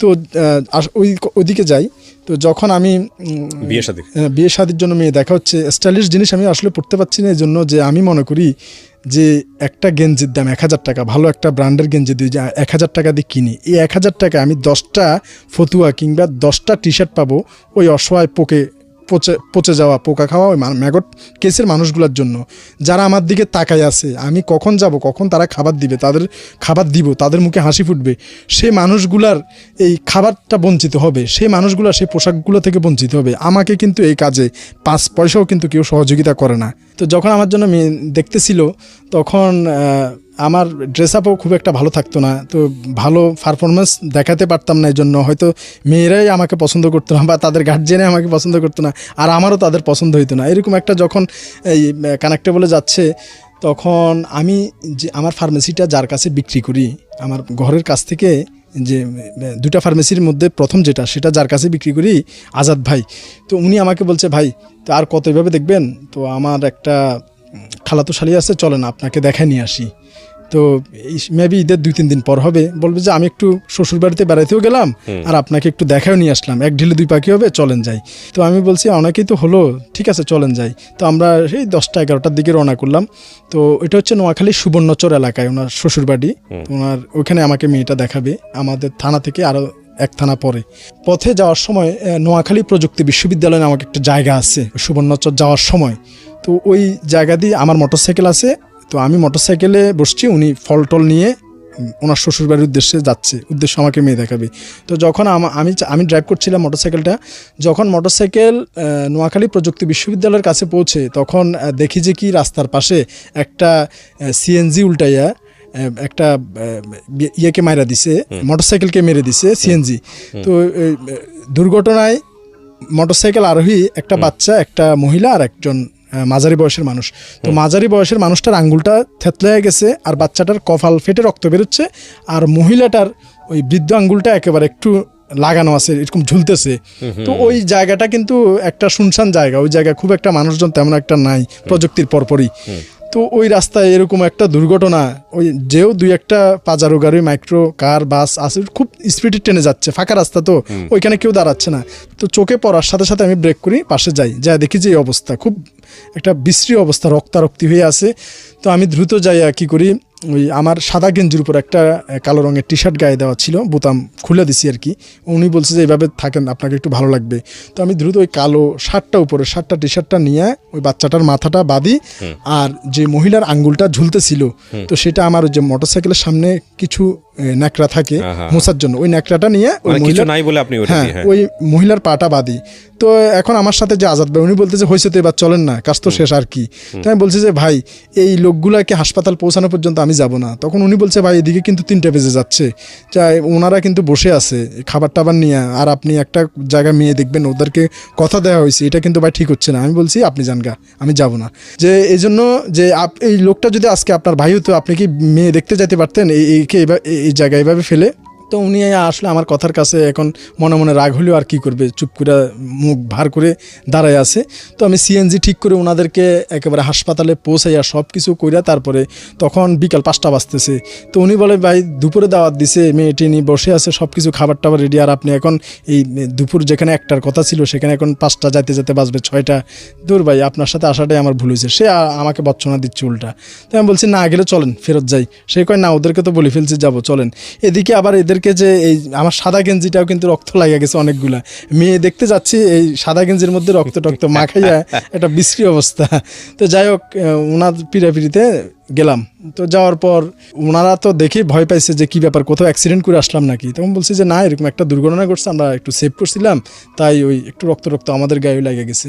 তো মেয়ে নিয়ে আসছে, মেয়ে নিয়ে আসার পরে মেয়ে দেখলাম, ওনাদের আত্মীয় স্বজন আমাকে দেখলো, দেখার পরে ঠিক আছে মোটামুটি চলে, বিয়ে করার মতো উপযুক্ত। তো ওখানে বলছি ঠিক আছে আমার থেকে কোনো সমস্যা নাই, আপনারা যদি রাজি থাকেন তাহলে আমার ফ্যামিলির সাথে কথা বলতে পারেন। তো ওনারা বলছে ঠিক আছে।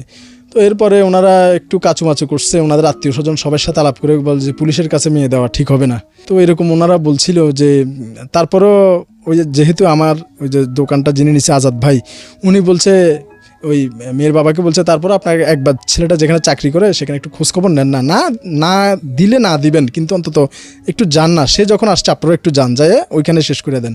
মেয়ের বাবা তার আত্মীয় স্বজন নিয়ে আমি যেখানে চাকরি করি বিভাগীয় পুলিশ হাসপাতাল ওইখানে যাওয়ার পরে ওইখানকার যে তত্ত্বাবধায়ক পরিচালক স্যার রসুল স্যারের কাছে যখন ওনারা যাওয়ার পরে স্যার বলছে যে এ আমার আপন ছোট ভাই, এরপরে যদি আপনাদের কোনো কথা বলার থাকে তাহলে আমার সাথে বলেন। যে একজন পরিচালক, একজন তত্ত্বাবধায়ক, একজন সুপারিনটেন্ডেন্ট কখন তার একজন স্টাফকে তার ছেলে বলে পরিচয় দেয়, সেটা আসলে আপনারাও বুঝতে পারছেন যে কতটুকু আপন হতে পারলে, কতটুকু ভালোবাসা এবং কাজ দিয়ে মুগ্ধ করতে পারলে একজন অফিসের প্রধান তার কলিগকে বা তার জুনিয়রকে বা তার স্টাফকে এতটুকু সম্মান বা এতটুকু মায়ের স্থানে রাখতে পারে। তো যাই হোক ওনারা ওনার ব্যবহারে এবং ওনার কথাবার্তা আচরণে মুগ্ধ হয়ে পরে ওনারা রাজি হয় এবং বিয়েটা হয়। বিয়ে হওয়ার পরে তো আমার ওয়াইফের একটা আবদার ছিল, গ্রামের মেয়ে কিন্তু তার একটা আবদার ছিল যে সে আমার সাথে একটু কক্সবাজার বেড়াতে যাবে। এটাকে যদি আপনারা হানিমুনও বলতে পারেন বা একটা বিয়ের প্রথম ট্যুরও বলতে পারেন, কিছু একটা বলতে পারেন। তো আমি আসলে সেটা এখনও করতে পারি নাই। আমার একটা 1.5 বছরের সন্তান আছে, আমি চাকরি করি, আমাদের 3 বছর, আমি 15 বছর চাকরি চলছে আমার, 3 বছর পর আমাদের একটা রিক্রিয়েশন ভাতা দেয় 15,000 টাকা, RRL বলা হয় এটাকে, ওইটা দেয় শুধু ভ্রমণ করার জন্য। তো আমি এটা অনেকবার পাইছি কিন্তু এখনও কাজে লাগাইতে পারি নাই। তো এখনও পর্যন্ত আমার ওয়াইফকে আমি নিয়ে কক্সবাজার তো দূরের কথা, এই আশপাশের কোথাও জেলা থেকে আমি ঘুরে নিয়ে আসতে পারি নাই। তো ও আমার উপর রাগ না, যে ও দেখতেছে আমি কি কাজ করতেছি। আজকে এই এখন আসল কথায় আসলাম, কেন আমি একটু স্মার্টনেস চলি না, সেটা হচ্ছে আজকে 10 বছর আমি কোনো নতুন শার্ট আমি কিনি নাই। এবং এটা আপনারা যদি যাচাই করতে চান, চট্টগ্রাম বিভাগীয় পুলিশ হাসপাতালের সমস্ত সিভিল স্টাফ, সমস্ত ডাক্তার, সমস্ত পুলিশ স্টাফ এবং আমার বাড়ির ফ্যামিলি মেম্বার এবং আত্মীয় স্বজন থেকে যদি আপনারা একটু জাস্টিফাই করেন তাহলে আরও ক্লিয়ার পাবেন। 10 বছর আমার কোনো একটা নতুন শার্ট অথবা নতুন প্যান্ট নেই। আপনি প্রশ্ন করেন যে তাহলে তুমি চলো কিভাবে। আমার ইমিডিয়েট বড় ভাই, যেটা ইমিডিয়েট বড়, আমরা দুজনে সম্ভবত 1 বছরে বড় হব, ওর নাম হচ্ছে সুমন, বেলায়েত হোসেন সুমন, ও সোনাগাজী থানা আছে সাব ইন্সপেক্টর। সে তার ওয়াইফ জানে আমি চ্যারিটি কাজ করি, যে তাদের পুরনো কাপড়গুলো আমাকে দিয়ে দেয় যে আমি এগুলো অসহায়ের মধ্যে দিই। আসলে আমি অসহায়ের মধ্যে দিই না, ওইগুলো আমি নিজেই পরি। এবং এই সবচেয়ে বড় কথা হচ্ছে আমার এই কাজগুলা যখন দৃষ্টিগোচর হয়, আমাদের মাননীয় কমিশনার স্যার যখন এটাকে একটু পরে বলছি, এটাকে যখন আনুষ্ঠানিকতা দেয় তখন বিভিন্ন জায়গা থেকে আমাকে সম্মাননা দেওয়ার জন্য, যেমন চট্টগ্রাম ব্লাড ব্যাংক, তারপর চট্টগ্রাম আইনজীবী সমিতি, Rehana Khalil foundation, Sachetan Nagarik foundation, Chittagong range reserve force, এই সমস্ত জায়গা থেকে আমাকে সম্মাননা দেওয়ার জন্য, ক্রেশ দেওয়ার জন্য, ফুলের মালা দিয়ে বরণ করে কিছু বলার জন্য আমাকে তারা ইনভাইট করে। তো সেই সমস্ত জায়গায় আমার গায়ে দিয়ে যাওয়ার মতো একটা আমার কেনা ভালো শার্ট নেই, যে শার্টটা আমি পরে গেছি সবগুলো জায়গায় একটা শার্ট পরে গেছি, সেই শার্টটা আমার সহকর্মী হান্নান, যে এখন যদি অনিয়ারে শুনে হয়তো ছেলেটা আমি জানি না কীভাবে নিবে, সে আমাকে অনেকদিন বলছে যে কখনও কিন্তু বললেন না এই কথাটা, কিন্তু তারপরেও আমি সিটিজি ব্লাড ব্যাঙ্কেও এই কথাটা একবার বলে ফেলছি মনের আবেগে, সেকেন্ড আজকে এখানে বলছি। আমি সম্মাননা নিতে যে ক্রেস্ট দেবে আমাকে, সেই ক্রেস্টটাও নিতে গেছি আমি অন্য শার্ট পরে। তো আমি ইচ্ছা করলে 25 দিনে 25টা শার্ট গায়ে দেওয়ার মতো ক্ষমতা আমি রাখি, আমার যে বেতন এবং আমার যে সুযোগ সুবিধা। শুধু বেতন না, যদি মানবিকতার জায়গায় একটু ফাটল পড়ে তাহলে এই কনস্টেবল কি করতে পারে, এই একজন পুলিশের কর্মকর্তা কি করতে পারে, এটা আপনাদের খুব ভালো করে আইডিয়া আছে। বাট তো হি ইজ আ সুপারম্যান। তো আমি এই আজ পর্যন্ত, আজকের এতক্ষণ পর্যন্ত, তো আমি এখানে একটা কথা বলে রাখি, আমি নতুনের মধ্যে পড়ছি। আমার বিয়ের সময় একটা শার্ট, একটা প্যান্ট, এক জোড়া জুতা, এটা আমি নতুনের মধ্যে পড়ছি। তাও সেটা আমার যে সহকর্মী যারা আছে তারা নিজেরা যে আমাকে নিয়ে দিছে, আমি নিতাম না। আমি পুরনগুলোর একটু ইস্ত্রি করে চালাই নিয়ে যেতে পারতাম, যে পাঞ্জাবি আর শেরওয়ানি তো ভাড়া করা, আর বাসায় আসি তো আমি আগেরগুলো পড়লে কেউ দেখতেছে না। আমি আমার শ্বশুরবাড়ি বা আত্মীয়স্বজন, শেরওয়ানি ভাড়া ছিল? জি, আমার শেরওয়ানিটা ভাড়া ছিল। বলেন ভাই। তো শেষে আমি কি করি, এই অবস্থায় যখন আমি চিন্তা করি যে আমি নতুন একটা শার্ট গায়ে দিব, আমি প্রথমে বলছি যে আমার একটা শার্টের দাম আমি 5টা ফতুয়া পাবো, আমার একটা ভালো প্যান্ট কিনতে 2000 টাকা খরচ যাবে। যদি আমি সেটা, আমাদের ওখানে ভালো ভালো টেইলার্স আছে, বস টেইলার্স আছে, এই যে ভালো ভালো বড় সাহেব, ছোট সাহেব, এই নামের অনেকগুলো ভালো ভালো টেইলার্স আছে। একটা ভালো প্যান্ট যদি আমি পরি 2000 টাকা যাবে, 2000 টাকা আমি 20টা লুঙ্গি পাবো। প্রতিদিন কিন্তু এই মানুষগুলো লুঙ্গি চেঞ্জ করতে হয়। তো এই কাজে কিন্তু আমাকে কেউ 5 টাকা দিয়ে সহযোগিতা করে না। তো আমি যখন দেখলাম যে প্রথম 2 বছর একাকি এরকম নিঃস্ব বেয়ারিশ অসহায় রুগীদের টানার পর, যখন দেখলাম যে আসলে রুগীর সংখ্যা তো বেড়ে যাচ্ছে, আর যখন ওই সজীব টিস্যুতে আসি আমি, লাল রঙের মাংস অথবা রক্ত যখন আমি খোঁজ পাই, ওই জায়গা ঘষা মাজা করতে গেলে তখন রুগী কিন্তু চিৎকার চাচামি করে হাত পা ছুড়াছুড়ি করে। তো একার পক্ষে কিন্তু এটা করাও পসিবল হয়ে উঠতেছে না, আর অর্থ তো একটা বড় ফ্যাক্ট আছেই।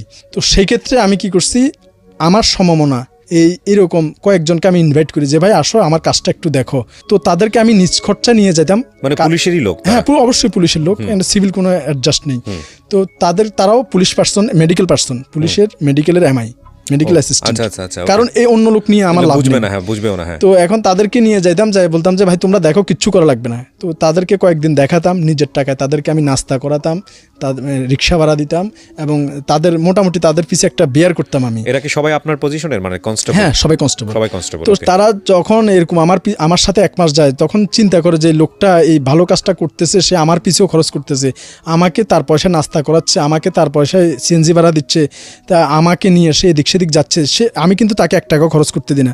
তখন আস্তে আস্তে তার মানবিকতাটা খুলতে থাকে যে এই লোকটা যদি এত টাকা খরচ করতে পারে, আমি কেন পারবো না। তখন সে আমার সাথে আস্তে আস্তে 100, 200, 300 এভাবে করতে করতে এখন মাস গেলে তারা অনেক সময় 2 থেকে 5,000 টাকা পর্যন্ত আমার হাতে তুলে দেয়, এবং সেই টাকাটা কিভাবে খরচ হচ্ছে তারা নিজের চোখে দেখতে পারতেছে। তাদের টাকা তারা নিজের হাতে খরচ করছে। তো তাদের একটা অংশ থাকে আর আমার একটা সিংহভাগ অংশ থাকে। তো আমাদের এই টাকাটা তো 1-2 জন করে এরকম বাড়তে বাড়তে আমার টিমে এখন সদস্য সংখ্যা 10 জনে দাঁড়াইছে। কিছুদিন আগেও 7 জন ছিল, এখন 10 জন হয়েছে।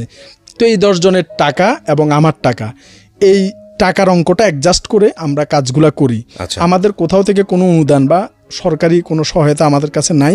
তবে যখন নগরীতে, চট্টগ্রাম পুরো নগরী যখন এই খবরটা ছড়ায় পড়ে, সব জায়গা থেকে প্রতিদিন ফোন আসতে থাকে। তো এই সামান্য টাকায় কিন্তু সবাই দিলে, আপনি একটা জিনিস দেখেন, যদি এরা আমাকে 2000 টাকা করে দেয়, 10 দুগুণা 20,000, আমি দিলাম 10,000, 30,000। 30,000-এ কিন্তু কাভার হচ্ছে না, প্রতিদিন রুগীর কল আসছে। তো আমি একটা বিপদে পড়ে গেছি যে না গেলেও আবার মানে কি ধরনের একটা অন্যরকম দেখা যাচ্ছে যে এতদিন করে এখন আর রেসপন্স করছি না। তো আমি একটা দ্বিধাদ্বন্দ্বে পড়ে আমি কি করছি, আমাদের গ্রান্ট কল্যাণ সবাই CMP police commissioner Mahbubur Rahman BPM PPM স্যারকে জানাই। আমি স্যার সম্পর্কে জানি, স্যার অত্যন্ত মানবিক একজন মানুষ। তো ওনার সাথে আমাদের আরও যে কর্মকর্তারা আছে, আমাদের ডিসি হেডকোয়ার্টার আমির জাফর স্যার, আমাদের অতিরিক্ত কমিশনার আমেনা বেগম স্যার, ওনারাও যথেষ্ট মানবিক চ্যারিটি কাজ করে। তো আমি চিন্তা করলাম যে না, এখন মোক্ষম সুযোগ কথা বলার, এখন যে স্যাররা আছে ওনারা অত্যন্ত মানবিক। তো আমি আমাদের কমিশনার স্যারকে সমস্ত অদ্যপান্ত খুলে বলি যে স্যার এরকম একটা সমস্যা হয়ে দাঁড়াচ্ছে, এখন কি করা যায়। তখন স্যার সেটার একটা সুন্দর মানবিক সমাধান করে দিয়েছেন যে এটা বাংলাদেশ পুলিশে প্রথম মানবিক ইউনিট, একটা নতুন ইউনিট সংযোজন করলো উনি। যে ইউনিটের কাজই হচ্ছে, আপনাকে আমি ইউনিটের একটা কাগজও আপনার হাতে দিছি। ইউনিটের কাজ হচ্ছে এই নিঃস্ব অসহায় বেওয়ারিশ মানুষকে চিকিৎসা সেবা, খাদ্য সেবা, বস্ত্র সেবা এবং আইনি সেবা এটা তাদেরকে দেওয়ার জন্য এই টিমটা কাজ করবে এবং যে কোনো মারাত্মক দুর্যোগমূলক পরিস্থিতিও মোকাবেলা করার জন্য আমরা ঝাঁপিয়ে পড়ব। কত সালে করা হলো এটা? এটা 2019 সালের ডিসেম্বর মাসে আনুষ্ঠানিকভাবে স্বীকৃতি দেয়। জি, আনুষ্ঠানিকভাবে স্বীকৃতি দেয়। কিন্তু বিগত 10 বছর আমি এবং আমার টিম, প্রথম 2 বছর একা, পরের 7 বছর। শুরু করছেন কত সালে? আমি শুরু করছি 2011 সালের প্রথম দিকে। মানে আপনি টানা 10 বছর একা একা করেছেন আর টিমের এই 10 জনকে নিয়ে করেছেন? হ্যাঁ, 10 জন আসছে 2 বছর পরে। 2 বছর এই ওনারা বদলি হয়নি কোথাও? হ্যাঁ, প্রথম যে 4-5 জন ছিল ওরা বদলি হওয়ার পরে অন্য 4-5 জন আসছে, এভাবে আর কি। আচ্ছা আচ্ছা আচ্ছা। তো এভাবে এখন পর্যন্ত 10 জনে আছে। 10 বছর টেনে নেওয়ার পরে পুলিশ ডিপার্টমেন্ট থেকে একটা স্বীকৃতি দেওয়া হলো। জি, এটাকে মানবিক পুলিশ ইউনিট স্বীকৃতি দিয়ে একটা নতুন ইউনিট খোলা হলো শুধুমাত্র অসহায় নিঃস্ব দুস্থ বেওয়ারিশদের জন্য। ওকে। তো এটা আসলে কার উদ্যোগে হয়েছে? কোন পুলিশ অফিসার উদ্যোগে? এটা আমাদের মাননীয় CMP police commissioner Mahbubur Rahman BPM PPM sir. Thank you sir. আমরা এই অনুষ্ঠানের মধ্য থেকে আপনাকে স্যালুট জানাই যে at least you took some step, যেটা আলটিমেটলি একটা অর্গানাইজেশনাল ফ্রেমওয়ার্কে যুক্ত হচ্ছে, মেইন স্ট্রিমে যুক্ত হচ্ছে, কিন্তু রেজাল্টটা কি দাঁড়ালো একটু আগায় সামনের দিকে? তো এখন এই টিমের যে ব্যয়বার, এটার যে খরচ, একটা খরচ প্রতিদিন কিন্তু এখন যে কোনো জায়গায় বেওয়ারিশ লোক দেখার সাথে সাথে বাংলাদেশ পুলিশের জরুরি সেবা 999-এ লোকজন ফোন দিচ্ছে। 999 সাথে সাথে ইনফর্ম করছে নিকটস্থ থানাতে।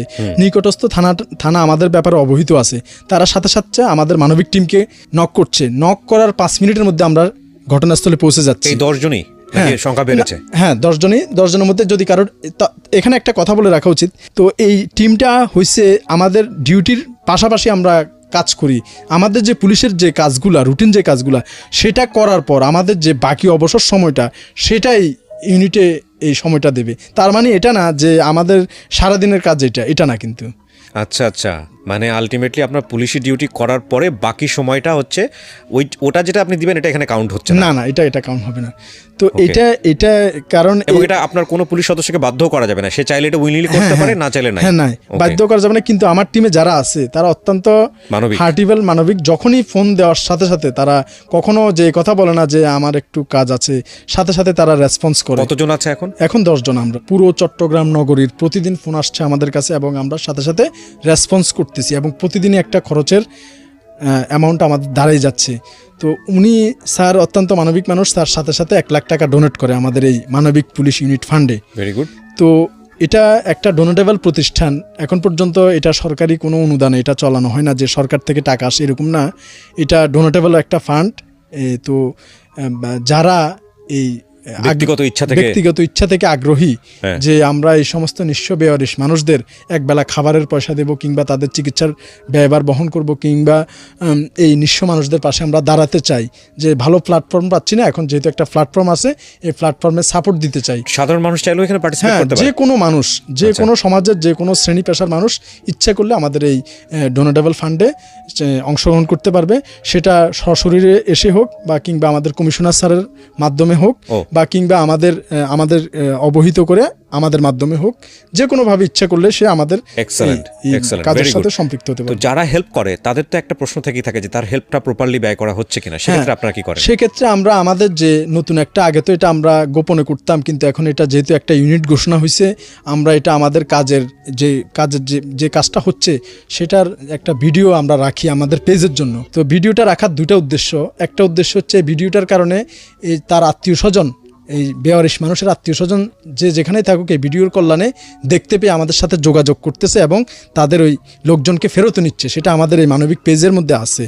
তো আরেকটা হচ্ছে আমাদের অফিসিয়াল কিছু দায়বদ্ধতা আছে, যেমন আপনি যদি আমাদের ফান্ডে 1 লাখ টাকা দান করেন, আপনার টাকাটা কিভাবে খরচ হইল সেটা আপনি এই ভিডিওগুলোর মাধ্যমে দেখতে পাবেন, যে কোথায় কোথায় আপনার টাকাটা ব্যয় হচ্ছে। আপনারা ভিডিওর মাধ্যমে এটা বলে দেন যে আপনার টাকা কি কেনা হলো এবং কোথায় খরচ করে হলো, সেটা আপনি নিজ চোখে এই ভিডিওর মাধ্যমে দেখতে পাবেন। এই ভিডিওর কমেন্ট সেকশনে গিয়ে দেখবেন যে আমি ডেসক্রিপশন, একটা হচ্ছে ইউটিউবে যদি আপনি দেখেন তাহলে দেখবেন যে ইউটিউবের ডেসক্রিপশন বক্সে ওনার যে আইডির কথা উনি বারবার বলছেন সেটা লিঙ্ক দেওয়া আছে।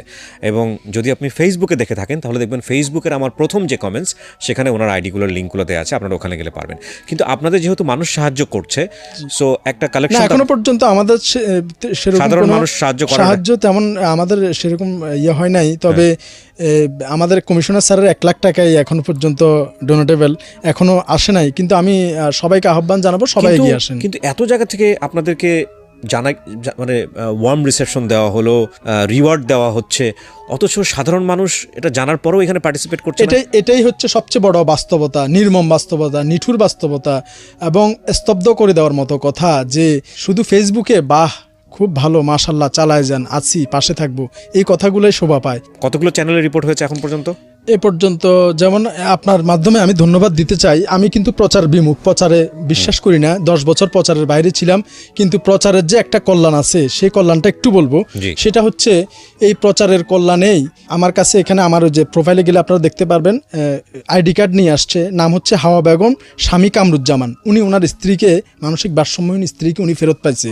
এটা আমাদের ওই যে মানবিক পেজে এবং আমার প্রোফাইলে দেওয়া আছে, আপনারা দেখতে পারেন। এরপরে নারায়ণগঞ্জ থেকে ওনার বোনের এই যে এরকম ছবি নিয়ে, আমাদের এই যে মানবিকের সবার ছবি নিয়ে নারায়ণগঞ্জ থেকে চলে আসছে আমাদের কাছে, সেই ছবিটাও কিন্তু আমাদের এখানে আছে। এরপরে গাজীপুর থেকে একজন আসছে, উনি ওনার সন্তানকে ফেরত নিছে। এইগুলো আমাদের মানবিক পেজে এবং আমাদের প্রোফাইলে গেলে আপনারা দেখতে পারবেন। তো এই যে প্রচারে যে তারা তাদের হারানো স্বজনদের খুঁজে পাচ্ছে, এজন্য প্রচারকে আমরা এখন অ্যাপ্রিসিয়েট করি। এটাতে মানুষজন আমাদেরকে সহযোগিতা করতে পারবে এবং হারানো স্বজনরাও তাদের রোগীকে খুঁজে পেতে সহায়তা করে। এখানে চাইলে সবাই কন্ট্রিবিউট করতে পারে, সবাই পার্টিসিপেট করতে পারে, সবাই হেল্প করতে পারে, এরকম বোধহয় ইনফরমেশন ছিল না, ছিল কি না? এখানে আসলে আমরা শুধু এটা বলছি যে আমাদের পাশে আপনারাও এগিয়ে আসেন। এটা যেহেতু আমরা একটা বাহিনীতে অন্তর্ভুক্ত, তো আমাদের কিছু লিমিটেশন থাকে, আমরা লিমিটেশন ফলো করতে পারি না। তো এখানে কেউ যদি স্বেচ্ছায় আমাদের কাছে আসে, আমাদের পাশে দাঁড়াতে চায়, সেটা আমরা অ্যাকসেপ্ট করব, কিন্তু আমাদের পক্ষ থেকে যে আমাদের কাছে আসেন এরকম আমরা কখনো বলার সুযোগ নাই। না, সুযোগ নাই আমাদের। আচ্ছা, 2 নম্বর যেটা, সেটা হচ্ছে যে যদি সাধারণ মানুষ এখানে হেল্প করেন, তাহলে আপনাদের তো নিশ্চয়ই একটা জবাবদিহিতার জায়গা আছে যে কি পরিমাণ হেল্প এসছে, বছর শেষে সেটা কোথায় ব্যয় হচ্ছে। আমাদের আমরা মানবিক ইউনিটে আমরা রোস্টার মেনটেন করি, আমাদের আয় ব্যয়ের হিসাব আছে, আমাদের কত টাকা ডোনেট আসছে। ফেব্রুয়ারি থেকে আমরা আমাদের এই খাতা চালু করছি, কত টাকা কে কোথায় কখন ডোনেট করছে, তারিখ সময় সহ টাকার অ্যামাউন্ট, এবং আমাদের প্রতিদিন কোথায় কার পিছে কীভাবে কত টাকা খরচ হয়েছে, আমাদের আয় ব্যয়ের দুটা হিসাবেই খুব স্বচ্ছভাবে আমরা এটা। গভর্নিং বডি আছে যে ইনি হচ্ছেন সবচেয়ে বড়। আপনাকে অলরেডি আমি একটা দিছি, আমাদের যে কমিটির একটা দিছি। আপনি একটু বলেন, আমার কাছে তো এসেছে। আমাদের যে সভাপতি হচ্ছে ডিসি হেডকোয়ার্টার স্যার সিএমপির, তারপরে এডিসি স্যাররা আছে, এসি স্যাররা আছে, ইন্সপেক্টর স্যাররা আছে, এবং সর্বশেষ টিম লিডার হিসেবে আমিও আছি এই গভর্নিং বডিতে। তো এখানে অস্বচ্ছতা হওয়ার প্রশ্নই আসে না এখানে। বিউটিফুল। অনেকেই মনে করেন যে এটা পুলিশের দায়িত্ব। প্রথম কথা হচ্ছে ওনারা দায়িত্ব থেকে বাইরে নন, ওনারা দায়িত্ব পালন করেছেন, কিন্তু যে দায়িত্বটা ওনারা করেছেন সেটা হচ্ছে এক্সট্রা অর্ডিনারি দায়িত্ব, এবং সেই এক্সট্রা অর্ডিনারি দায়িত্ব হচ্ছে বাংলাদেশ সরকারকে তারা যে স্যালারিটা পান সেই স্যালারির বিনিময়ে যতটুকু পরিশ্রম দেবার কথা ততটুকু দেবার পরে মানুষ হিসেবে যতটুকু ভেতর থেকে এসছে সেটা আসলে কোনো টাইম লিমিটেশন নয়। যে বললো না, রাতের বেলা ঘুমোতে পারিনি, বিয়ে করতে গেছি রক্তমাখা শার্ট নিয়ে, কিংবা বিয়ে করার পর আজ পর্যন্ত বউকে হানিমুনে নিয়ে যেতে পারিনি কটা টাকার অভাবে, এটা হচ্ছে মানুষের দায়িত্ব, এবং এইটার আসলে কোনো টাইম লিমিটেশন থাকে না। তো ওই জায়গাটায় আপনি কখনোই বলতে পারেন না যে এটা পুলিশের দায়িত্ব। এই জায়গাটায় পুলিশ মানবিকতার চূড়ান্ত পর্যায়ে পৌঁছালে যেটা হয়, যেটা আসলে চিন্তা করা যায় না, সেই জায়গাটায় আপনি দেখেন 10 জন, আমি দেখি 10,000, আমি দেখি 10 লাখ। কারণ আমি বিশ্বাস করি এটাকে যদি পৃষ্ঠপোষকতা করা হয়, এটাকে যদি সাপোর্ট করা হয়, এটাকে যদি উৎসাহ দেওয়া হয়, তাহলে আজকে যে সাখোয়াত এখানে একজন বসে আছে, এরকম অসংখ্য সাখোয়াত পুলিশে তৈরি হবে, এবং শুধু পুলিশে না, বিভিন্ন সেক্টরে তৈরি হবে। এবং আমি স্বপ্ন দেখতেই পারি, আপনারাও দেখতে পারেন, যে একটা সময় রাস্তায় বেওয়ারিশ মানুষ পড়ে থাকবে না, একটা সময় মানুষের পচন ধরলে আমরা নাকে রুমাল চেপে রাস্তা দিয়ে হেঁটে যাব না। আমাদের এই সেন্সগুলো খুবই জরুরি। আমি বারবার বলতে চাই, আমার বহুবার আজকে এই গল্পটা শুনতে গিয়ে আমি ভেতরে ভেতরে কেঁদেছি, কজ আই ক্যান ভিজুয়ালাইজ। উনি যখন বলতেছিল পুলিশের একজন কনস্টেবল ক টাকায় বা বেতন পান, তিনি তার জায়গা থেকে যা করেছেন লাস্ট 10-12 ইয়ার্স, এটা সাধারণ মানুষের পক্ষে করা সম্ভব নয়। সে কারণেই আজকের এই এপিসোডটাকে আমি বলতে চাই Superman episode. He is not only man, he is a Superman. Sakhawat ভাই, আমার এই অনুষ্ঠান শুনে অনেকেই আপনাকে হেল্প করতে চাইবে, আপনার এই প্রতিষ্ঠানকে হেল্প করতে চাইবে। আমি যতদূর জানি এই ডিপার্টমেন্টের নাম এখন মানবিক পুলিশ। জি, রাইট। তো এই মানবিক পুলিশকে হেল্প করতে চাইবে, হেল্প করার প্রসেসটা কি আপনি আমাকে একটু বলেন? হেল্প করার প্রসেস হচ্ছে আপনি যে কোনোভাবে পারেন। যেমন 1 নাম্বার হচ্ছে আপনি সরাসরি আমাদের সিএমপি কমিশনার স্যারের সাথে যোগাযোগ করে, বা নিজে সরাসরি গিয়ে চেকের মাধ্যমেও দিতে পারেন। দ্যাট উইল বি এক্সেলেন্ট, এ ব্যাপারে কোনো সন্দেহ নাই। কারণ ওইখানে দেওয়া মানে হচ্ছে আপনি সর্বধরনের সহায়তা পাবেন। ওনারা যে কেসটা নিয়ে লড়েন সেখানে আইনি সহায়তা পাচ্ছেন, মেডিকেল সহায়তা পাচ্ছেন এবং সব ধরনের সহযোগিতা পাচ্ছেন, যেটা অনেক সময় আমরা আমাদের জায়গা থেকে পারি না। সুতরাং এই জায়গাটায় হেল্প করা মানে হচ্ছে একটা বেস্ট হেল্প। সো আমি যেটা করতেছি, যেটা হলো যে ভিডিওর কোনাতে আপনারা যদি দেখেন একবারে শুরু থেকে শেষ পর্যন্ত আমি বেশ কয়েকটা নাম্বার দিয়ে রেখেছি, যে নাম্বারটি শওকত ভাইয়ের কাছ থেকে নেওয়া। এই মুহূর্তে আমি মুখে উচ্চারণ করতে পারছি না, পরবর্তীতে ভিডিও শেষ হলে ওনার কাছ থেকে আমি নাম্বারগুলো নিয়ে নিব। এই মুহূর্তে যেহেতু উনি প্রিপারেশন নিয়ে রাখেননি, সুতরাং আমি ওনার মুখ থেকে নিতে পারছি না। এই প্রত্যেকটি নাম্বারের সাথে উনি কানেক্টেড থাকবেন, আপনারা নিজেরা ওনার সঙ্গে যোগাযোগ করবেন, করে যদি আপনারা হেল্প করতে চান করবেন। আর এছাড়া উনি যে প্রসেস বললো, এটা খুঁজে বের করা বাংলাদেশে কোনো ব্যাপারই না। তো আমাদের স্যার যেভাবে ইন্ডিকেশন দিছে বা দিক নির্দেশনা দিছে, আমরা সেভাবেই চলি। তো সেই দিক নির্দেশ অনুযায়ী এটাই প্রকাশ পায় যে এটা যেহেতু এখন ডোনেটেবল ফান্ড, এটা যেহেতু কোনো সরাসরি সরকারি টাকা এখানে ইনভলভ নয়, তো এখানে যদি সমাজের সচেতন যে কোনো মানুষ এই নিঃস্ব বেয়ারিশ অসহায়দের পাশে, আমি মনে করি এখানে অংশগ্রহণ করা, সরাসরি অংশগ্রহণ করা। তো আপনি নিজে আমাদের প্রতিদিনের কাজগুলো আমাদের পেজে ভিডিওতে দেখতেও পারবেন এবং জবাবদিহিতার স্কোপ আছে, যে কোনো সময় আপনি জানতে পারবেন যে আপনি মানে কোন সময় কত টাকা দিচ্ছেন এবং সেটা কোন কাজে ব্যয় হয়েছে এবং কিভাবে আমাদের খরচটা হয়েছে। আর আমাদের যেহেতু একটা গভর্নিং বডি আছে, তো এখানে আমরা মোটামুটি একটা স্বচ্ছতা এবং জবাবদিহিতার মধ্যে থাকি। আপনার এখন যে নাম্বারটা আছে যেটা আপনি দিতে চাচ্ছিলেন এই মুহূর্তে, ওই নাম্বারটা আপনি বলতে পারবেন? আপনি চাইলে অনের একটু বলেন এটা। হ্যাঁ প্লিজ। আমার মোবাইল নাম্বার হচ্ছে 01856094092। আরেকবার বলেন। 01856094092। আপনি এই যে নাম্বারটা দিলেন এটা আপনার পার্সোনাল নাম্বার? জি, পার্সোনাল নাম্বার। এটাতে কিন্তু বিকাশ করা নেই। আপনি এই নাম্বারে আমাদের সাথে যোগাযোগ করলে আমরা সবাই, আমার টিমের লোকজন কিন্তু আমরা একই ব্যারাকে থাকি। আচ্ছা। তো আমরা আপনি টাকাটা কিভাবে দিবেন বা কোনভাবে দিবেন, কিভাবে দিবেন, আমরা আমাদের সিনিয়র স্যারদের সাথে আলাপ করে আপনি আসতে পারলে আপনার প্রতিনিধির থেকে আমরা গ্রহণ করব, বা আপনার টাকাটা আমরা বুঝে পাইছি আমাদের সিনিয়র স্যার দ্বারা আপনাকে এনশিওর করাবো। এই ধরনের একটা প্রসেসিং মোটামুটি হবে। আপনি যোগাযোগ করলে আমরা আপনাকে এনশিওর প্রসিডিউর বলে দিব, প্রসিডিউরটা বলে দিতে পারবো। ওকে, তাহলে এই একটা নাম্বারই থাকলো আমার পুরা ইয়েতে। আমি ভিডিওতে একটা নাম্বারই দিলাম, বাট এখানে একটা সতর্কতা আছে। সেটা হচ্ছে আপনার এই নাম্বার আগামী কয়েক মাসের জন্য মানে যে পরিমাণ ফোন আসবে, এখান থেকে আপনি আবার আমাকে বদদোয়া দিয়েন না যে ভাই আমি তো না, আসলে না, আমরা তো মানুষের সেবার জন্যই আছি। আসলে এখানে একটা কথা বলতে কি, আমি আমার জিবি ফান্ডে কিন্তু খুব একটা মানে বেশি জোর দেওয়া যায় না। আমি 2বার টাকা তুলছি অসহায়দের জন্য। আমার কোথাও কিন্তু জমানো 5 টাকা নেই। আমার 15 বছর সার্ভিস জীবনে আমি কিন্তু কোথাও, আমার এখন যে ব্যাংক অ্যাকাউন্টটা আছে, স্যালারি অ্যাকাউন্ট, আসলে কি বলবো, আমার বেতনের পুরো টাকাটাই তো আসলে এইভাবেই চলে যায়। আমার ভাই যেটা দেয় সেটা আমার ফ্যামিলি মেনটেন করি, আর আমার বেতনের টাকাটা এটা আমারও পিছনে চলে যায়। আর এই চ্যারিটি কাজ তো আছেই। আপনার ছেলে মেয়ে কয়জন? আমার একটা ছেলে, 1.5 বছর বয়স। আর আপনার ওয়াইফ আপনার এই কাজ নিয়ে কি বলে? তো প্রথম সে একটু রাগ করতো, যে রাগটা শুধু তার এটা যে তুমি একটা ভালো শার্ট কিনো না। উপর আল্লাহ একজন সাক্ষী, শুধু একটা কথা বলবো অনিয়ারে যারা আছে তাদের জন্য, যে আমার ওয়াইফ আমাকে 1000 বারের উপরে বলছে যে সে আমার কাছে খুব বেশি চায় না আমি যাতে একটা নতুন শার্ট গায়ে দিই। সে এতটুকু শুধু আমার কাছে চাইছে, কোথাও আমাকে ঘুরতে নিয়ে যাও। এই কথাটা যখন সে দেখছে যে আমি কি কাজ করতেছি, তখন সে শুধু আমার কাছে একটাই আবদার করতো যে তুমি একটা নতুন শার্ট গায়ে দাও। তো ঈদের দিন উপর আল্লাহ একজন সাক্ষী, আমি ঈদের দিন আজ পর্যন্ত একটা পাঞ্জাবি কিনি নাই। যদি এটা মিথ্যা কথা হয়ে থাকে তো এটা উপরওয়ালা দেখতেছে যে আমি মিথ্যা কথা বলছি কিনা। শুধু এটা বলবো যে আপনি বিশ্বাস করেন, আমি আজ পর্যন্ত 2010 থেকে 2020 সালের ঈদে কোনোদিন একটা পাঞ্জাবি কিনি নাই। শুধু এটাই বলবো, এটাই হচ্ছে মানবিকতা। আমি কাউকে উদাহরণ দিতে চাই না, আমি আমাকে দিয়ে উদাহরণ দেব যে আমি কি করতেছি। আমি আল্লাহর কাছ থেকে আমার লাভ অবশ্যই একটা লাভ আছে, সেটা হচ্ছে আমি বিশ্বাস করি মানুষের গড়ায়ু 60 বছর, আমার অলরেডি 32 শেষ, আর 28 আছে। তো আমি চলে যাব, তো চলে যাওয়ার পরে আমার যে নামাজ রোজা আমি করছি সেটা হতেও পারে নাও হতে পারে, এটা নিয়ে কোনো বিশ্বাস নেই। কিন্তু আমি এই কাজের জন্য আমি সরাসরি আল্লাহ থেকে আমি চাই নেব, আমি সরাসরি আল্লাহকে প্রশ্ন করব আমার এই কাজ নিয়ে কি দিবে আল্লাহ আমাকে সেদিন, আমি সেদিন চাই নেব আল্লাহ থেকে। এটাই আমার বেনিফিট। তো এটার জন্য আমি আমার এই মূলধন আমি এখানে ব্যয় করি এবং এটা আমার নেশা হয়ে গেছে। এটা আমি করে যাব যতদিন ইনশাল্লাহ আল্লাহ তাআলা আমার প্রাণ রাখছে এই শরীরে। তো আমি যে ইন্সপায়ার যে কয়েকজন থেকে পাইছি তাদের কথা আসলে না বললেই নয়। যেমন চট্টগ্রামের কর কমিশনার বাদল সৈয়দ স্যার। ও বাদল সৈয়দ ভাই, আসসালামু আলাইকুম, ভালো আছেন আশা করি? I know him, he is a very good guy. ওনার থেকে যখন আমাদের এই কাজটা যখন আলোতে আসে, ওপেন হয়, পেইড ফরওয়ার্ডের, হ্যাঁ পে ফরওয়ার্ড এবং অনেস্ট উনি।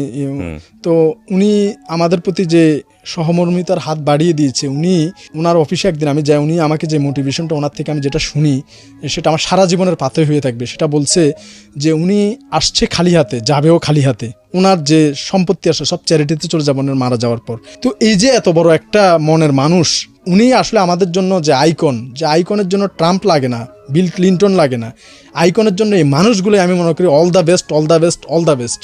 তো উনি যেটা বলে গেছে যে আসছি খালি হাতে, যাবও খালি হাতে, তো ওনার এই কথাটা আমি আমার ব্রেনে ওয়াশ করে নিছি যে আসলে সত্যি আমি আসছি খালি হাতে, যাবও খালি হাতে। তো আমি আমার একটি মাত্র বাচ্চা, আল্লাহ যদি আপনার দোয়া করবেন 1.5 বছর বয়স, ওর যদি হায়াত দেয় আল্লাহ, আমি ওকে কোরআনের হাফেজ বানাতে চাই। হাফেজ যদি বানাতে পারি, সে একটা মসজিদের ইমামতি করে তার জীবন সে পার করতে পারবে। আমার যাতে কোনো সম্পত্তি না থাকে, এই দোয়াই করবেন আপনারা। আমিও যাতে যেভাবে খালি হাতে আসছি এভাবে খালি হাতে যেতে পারি, এই দোয়া আমার জন্য আপনারা করবেন। See he's confident. কোটি কোটি টাকা থাকলেও মানুষের মধ্যে এতটা কনফিডেন্স থাকে না। The thing is that you want to be happy, মানে the thing is that you need to be happy in your life. First of all, জীবনে যদি কোনো এম থাকে তাহলে ঘুরে ফিরে এম একটাই, হ্যাপি হওয়া। আপনি যাই করেন না কেন, বাড়ি করেন, গাড়ি করেন, কোটি কোটি টাকার মালিক হন, যাই হন না কেন, মূলত হ্যাপি হওয়ার জন্য করছেন। ভুলটা আসলে সেখানেই আমরা করে ফেলি। হ্যাপি হওয়ার জায়গাটাকে আমরা জটিল করে ফেলি। হ্যাপি হওয়ার জায়গাটা আসলে জটিল না, হ্যাপি হওয়ার জায়গাটা খুব ইজি, খুব সস্তা। দেখেন, আমি ওকে একটা প্রশ্ন করি, আপনি কি সুখী? হ্যাঁ আলহামদুলিল্লাহ, আমার কোনো ধরনের পিছুটান নেই, আমি কোনো পিছুটান মনে করি না। তো অনেকে আমাকে বলে যে তুমি যে এভাবে খরচ করছো, তো এই পাগল ছাগল এই সে, এর পিছে যে তুমি তোমার টাকাগুলো খরচ করছো, তুমি যে জমাচ্ছ না, কিছু করতেছো না, তো এটার জন্য যে তুমি একদিন ভুগবা। তোমার যদি হঠাৎ ধরো ক্যান্সার হইলো, তোমার যদি একটা মরণঘাতী কোনো একটা কিছু হইলো, তখন তোমার এই সাহায্যের জন্য কে আগে আসবে? একটা অ্যাক্সিডেন্টে তোমার একটা পা নষ্ট হয়ে গেল, কে তোমাকে খাওয়াবে, কে তোমাকে পড়াবে?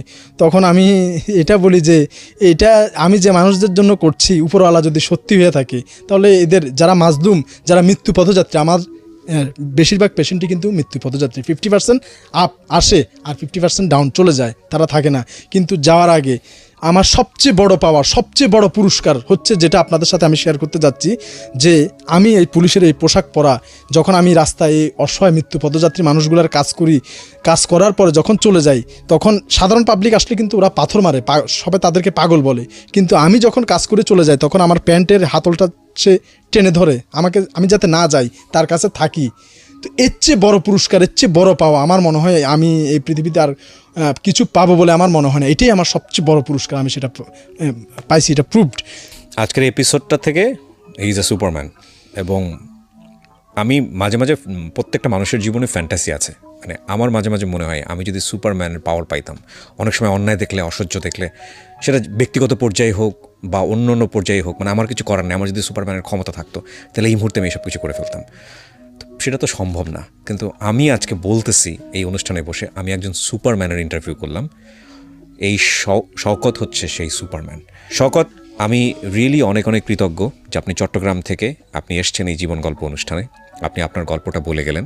এবং আমি বিশ্বাস করি যে বাতি আপনি জ্বালিয়েছেন বাংলাদেশ পুলিশে, এই বাতি একসময় হাজার প্রদীপ হবে এবং বাংলাদেশ পুলিশের আদল চেঞ্জ করে দেবে। বাংলাদেশ পুলিশ পুরোটাই মানবিক পুলিশ হবে, আমি এই স্বপ্নটা দেখি। আজকে আমি বলে গেলাম, হয়তো আমি পৃথিবীতে থাকবো না, আপনি থাকবেন না, কিন্তু একদিন নিশ্চয়ই হবে। বাংলাদেশ পুলিশ সারা বিশ্বের বুকে রোল মডেল হবে এবং সেই সময়টা আপনার নাম খুব শ্রদ্ধাভরে স্মরণ করা হবে। আমি স্যালুট জানাই আজকের এই অনুষ্ঠান থেকে। আমার বাবা কিন্তু একজন বীর মুক্তিযোদ্ধা। তো আমার বাবা 2014 সালে মারা যায়। তো আমার ভাই নোয়াখালী, বড় ভাই আনোয়ার হোসেন নোয়াখালী জেলা পরিষদ সদস্য, উনি একদিন আমি বাড়ি যাওয়ার পর আমার সাথে বলছে যে নতুন ইউএনও সাহেব আসছে, মহিলা ম্যাডাম আসছে, ওনার বাবাও নাকি মুক্তিযোদ্ধা। তো আমাদের বাবাও তো মুক্তিযোদ্ধা, ওনার সাথে একটু সৌজন্য সাক্ষাৎ করে আসি। তো ওই ইউএনও ম্যাডামের সাথে দেখা করানোর জন্য আমার বড় ভাই ওনার গাড়িতে করে আমাকে ওই যে উপজেলা কমপ্লেক্সে নিয়ে যায়। তো যখন উনি একটা ইউএনও ম্যাডাম একটা কাজে ব্যস্ত, অফিসিয়াল একটা কাজে ব্যস্ত, তো আমার ভাই ভিতরে কথা বলতে গেছে, আমি বলছি আপনি যান, আমি বাইরে আছি। তো আমি বাইরে দাঁড়ায় আছি, দেখতেছি যে একটা মানুষ অনেকক্ষণ, একটা মাঝারি বয়সের একটা মহিলা অনেকক্ষণ দাঁড়ানো। এই ঘটনাটা আপনি আমাদের মানবিক ইউনিট কিংবা আমার প্রোফাইলে গেলেও দেখতে পাবেন। তো আমি বললাম যে কী ব্যাপার, আপনি এখানে দাঁড়ানো কেন? তখন উনি বলল যে বাবা আমি 3-4 ঘন্টা এখানে দাঁড়ানো, একটা কম্বলের জন্য। আমরা 3-4 জন মানুষ শীতে খুব কষ্ট করতেছি, তো আমাদের চিকন একটা কম্বল আছে, একটা কম্বলে হয় না, আরেকটা কম্বল হইলে খুব ভালো হয়। তো একটা ছেলে দেখতেছি, ছেলেটার বয়স হবে 8 বছর, সে প্রতিবন্ধী, মানসিক প্রতিবন্ধী এবং বাক প্রতিবন্ধী, ঠিকমতো দাঁড়াইতেও পারে না, কথাও বলতে পারে না, ইভেন সে পায়খানা প্রস্রাব করলেও বলতে পারে না। এরকম একটা প্রতিবন্ধী ছেলেকে নিয়ে 4 ঘন্টা ইউএনও অফিসের সামনে তার মা তাকে নিয়ে দাঁড়ায় আছে, উদ্দেশ্য একটা কম্বলের জন্য। তো যাই হোক, আমি দেখতেছি যে কি হয় শেষ পর্যন্ত। এরপরে দেখলাম যে ইউএনও অফিসে সকাল তখন 10টা কিংবা 11টা, কেউ তো নাস্তা করা ছাড়া আমি মনে করি অফিসে যায় না। তো ওইখানকার অফিসাররা যারা আছে ভিতরে মিটিং করতেছে, সবাই কিন্তু আমার মনে হয় নাস্তা করে গেছে। তারপরেও সব জায়গায় অফিসিয়াল একটা ডেকোরাম আছে কিছু নাস্তা নিয়ে যাওয়া। তো একটা বড় সাইজের কমলা, একটা পেস্ট্রি, একটা মিষ্টি আর একটা কেক, 4টা আইটেম, এরকম মনে হয় 8-10টা ফ্রিজ ঢুকছে। ওই এই মানসিক প্রতিবন্ধী বাচ্চাটা ওই খাবার দিকে তাকাই আছে। তো ওনারা তো অফিসার মানুষ, ওনারা তো সব কিছু খায় না, 2-1টা খায়, 2-1 অর্ধেক তো থাইকে যায়। তো ফ্রিজে করে দেখলাম যে আবার জিনিসগুলো ব্যাগ, আধা ঘন্টা কিংবা 1 ঘন্টা পরে জিনিসগুলো ব্যাগ যাচ্ছে। ওনারা খাওয়ার পর প্রত্যেকটা প্লেটে অর্ধেক করে খাবার হয়ে গেছে। ওই বাচ্চাটা ওই অর্ধেক প্লেটের দিকে তাকাই আছে, কিন্তু ওই পিয়ন সেগুলো নিয়ে যায়, ভিতরে যে 4-5 জন পিয়ন আছে ওরা মিলে ওই ভিতরে বসে ভাগ করে খাচ্ছে। একটা বাচ্চা যাওয়ার সময় অনেকক্ষণ তাকায় রয়েছে খাবার দিকে, বেরোয়ার সময় বাচ্চাটা ওই খাবারের দিকে তাকাই আছে। তো আমরা কোথায় চলে গেছি? তখন সত্যি উপরওয়ালা একজন সাক্ষী, আমার চোখ দিয়ে পানি করে আসছে। একটা বাচ্চা, তার কাছে পেস্ট্রি অনেক দামি খাবার, একটা কমলা অনেক দামি খাবার, সিনটা আমি দেখলাম। শুধু এটাতে একটা উদাহরণ দিচ্ছি, প্রত্যেকটা অফিসে এরকম অনাথ অসহায় প্রতিবন্ধী বাচ্চাটা খাবারগুলোর দিকে তাকায় আছে। এক টুকরা পেস্ট্রি অথবা একটা মিষ্টি অথবা কেকের অংশ অথবা একটা কমলা কতদিন তারা চোখে দেখে নাই, এই খাবারের দিকে তাকায় আছে। পরে আমি বলছি যে আপনার কম্বল লাগবে না, আপনি চলে যান। পরে নিচে কিনা জানি না, ওই মহিলাকে আমি এখান থেকে বিদায় করে দিয়ে পরের দিন আমি তার জন্য কম্বল নিয়ে গেছি।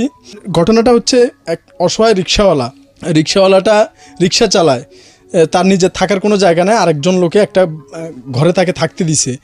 তো রিক্সাওয়ালাটা একটা অ্যাক্সিডেন্টে তার পা ভেঙে যায়, এই পায়ের জায়গায়, এই যে নিচ হাঁটু থেকে টাকনুগিরা পর্যন্ত ওইখানে ভেঙে যায়। ভেঙে যাওয়ার পর 1 সপ্তাহ পর্যন্ত ওই ভাঙা পানি আসে, ওই বিছানায় পড়ে থাকে, তার একটা এক্স রে করানোর মতো পয়সা নাই। তো আমি গিয়ে দেখি যে কি বাচ্চাগুলো মুড়ি খাচ্ছে, 3 দিন তাদের বাসায় কোনো খাবার নাই, মানে চাল নেই তাদের বাসায়, তারা মুড়ি খেয়ে আছে। বাবা তো ওই শয্যাশয়ী, তার রিক্সা চালানোও বন্ধ, ইনকামও বন্ধ, 3 দিন বাসায় কোনো খাবার নাই। তো আমি মনে করছি হয়তো অনেক সময় নিম্ন শ্রেণীর মানুষরা চালাকিও করতে পারে। আমি তার পুরো বাসা তন্ন করে খুঁজছি এবং আমার একটা ভিডিও আছে, কোথাও চালের ছিটা ফোটাও ছিল না এবং চুলা যে 3 দিন জ্বলে নাই তার প্রমাণও আমি ভিডিওতে দেখেছি। এবং বাচ্চাগুলো স্টেট কাটতেছিল, ওরা মুড়ি খাবে না, ফেলাই দিচ্ছে এভাবে, ওরা ভাত খাবে।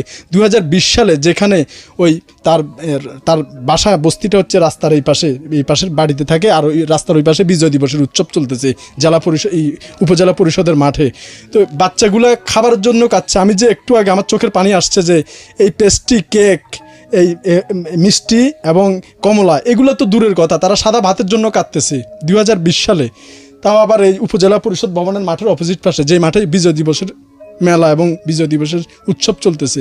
তো যাই হোক, আমি সাথে 5,000 টাকা দিছি, পরে যাই 1 বস্তা চাল, 5 লিটার তেল, আরও 3,000 টাকা দিছি।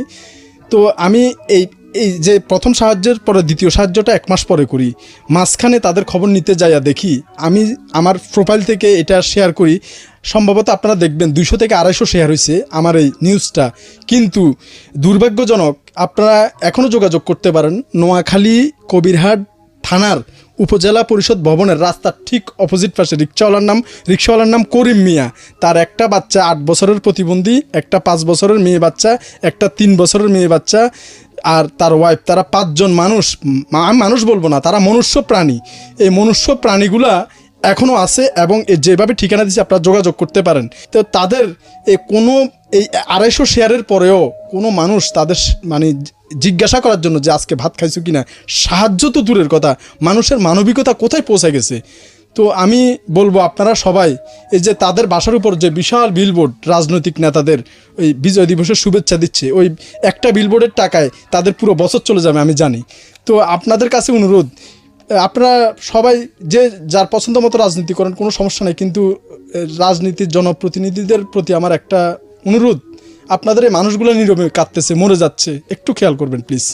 আর আর কি বলবো, সবচেয়ে বড় কথা হচ্ছে সমাজের এখানে আসার আজকে মূল উদ্দেশ্য আমার যেটার জন্য আজকে এই কথাগুলো আমি বলছি, সেই একটা কথাই বলবো যে আমি এখানে আমার কথা প্রচার করার জন্য আসি নাই। আমি আসছি যে মানুষগুলো রাস্তায় পচে যাচ্ছে, পোকা পড়ে যাচ্ছে, মৃত্যুর সাথে পাঞ্জা লড়ছে, নিশ্চিত মৃত্যু পথযাত্রী, যে আজকে এখানে আসার আগে যে কাজটা করে আসছি, অর্ধেক পায়ের পাতা কেটে বাদ দিছি, যেটা নিবিড় পরিচর্যা কেন্দ্রে অপারেশন থিয়েটারে বিশেষজ্ঞ ডাক্তারদের করার কথা, সে জায়গায় সাধারণ ডিপ্লোমাধারী একজন পুলিশ সদস্য, এক হাতে আমার অস্ত্র আর এক হাতে আমার এই সিজার, কি বলবো, এই অপারেশনের খুঁটিনাটি যন্ত্রপাতি নিয়ে আজকে আমি রাস্তার পাশে ফুটপাতে তার এই যে কাজটা করলাম, একবারে ওটির কাজ, অপারেশন থিয়েটারের কাজ যে আমি রাস্তায় করলাম, তাকে নিব কোথায় বলেন? আপনাদের বিবেকের কাছে প্রশ্ন। আমি যে মানুষটার পাটা অর্ধেক কেটে বাদ দিলাম তাকে বাঁচানোর জন্য, এবং আলহামদুলিল্লাহ সে ভালো আছে, তো এই যাত্রী ছাউনির নিচে তাকে আমি নিবটা কোথায়? আপনাদের কাছে আমি প্রশ্নটা রাখলাম, বলেন কোথায় নিব আমি তাকে? আর সে কাগজ দেখাইলো তাকে নাকি মেডিকেল গেছে, মেডিকেল থেকে নাকি তার চিকিৎসা করতেছে না, পায়ে থেকে পচা দুর্গন্ধ বেরোচ্ছে, তার কাছে একটা টাকা নাই যে কোনো একটা ওষুধ কিনবে, তার কোনো আত্মীয় স্বজন নাই। আর ও মেডিকেলের দোষ দিয়েও বা লাভ কি? মেডিকেলে এই লোকের দায়িত্বই বা কে নিবে? তো সমাজে অনেক ধরনের মানবাধিকার সংস্থা, এনজিও সংস্থা, অসংখ্য সংস্থা আছে, কিন্তু এই 10 বছর আমি শওকত চাক্ষুষ সাক্ষী যে কোনো ধরনের প্রতিষ্ঠান এই পচে যাওয়া রোগীদের নিয়ে কাজ করে না, বা আমি এখনো পর্যন্ত দেখি নাই। তো আমাদের এই বাংলাদেশ পুলিশ মানবিক ইউনিট এটার পিছে কাজ করে যাচ্ছে, এবং আমি আশা করি আমাদের ইনশাল্লাহ প্রত্যেকটা বিভাগে এরকম মানবিক পুলিশ ইউনিট গঠন হবে। আমি একটা জিনিস বলতে চাই, সেটা হচ্ছে এই নিঃস্ব অসহায় বেয়ারিশদের জন্য আমি শওকত আজকে আসি, কালকে নাও থাকতে পারি।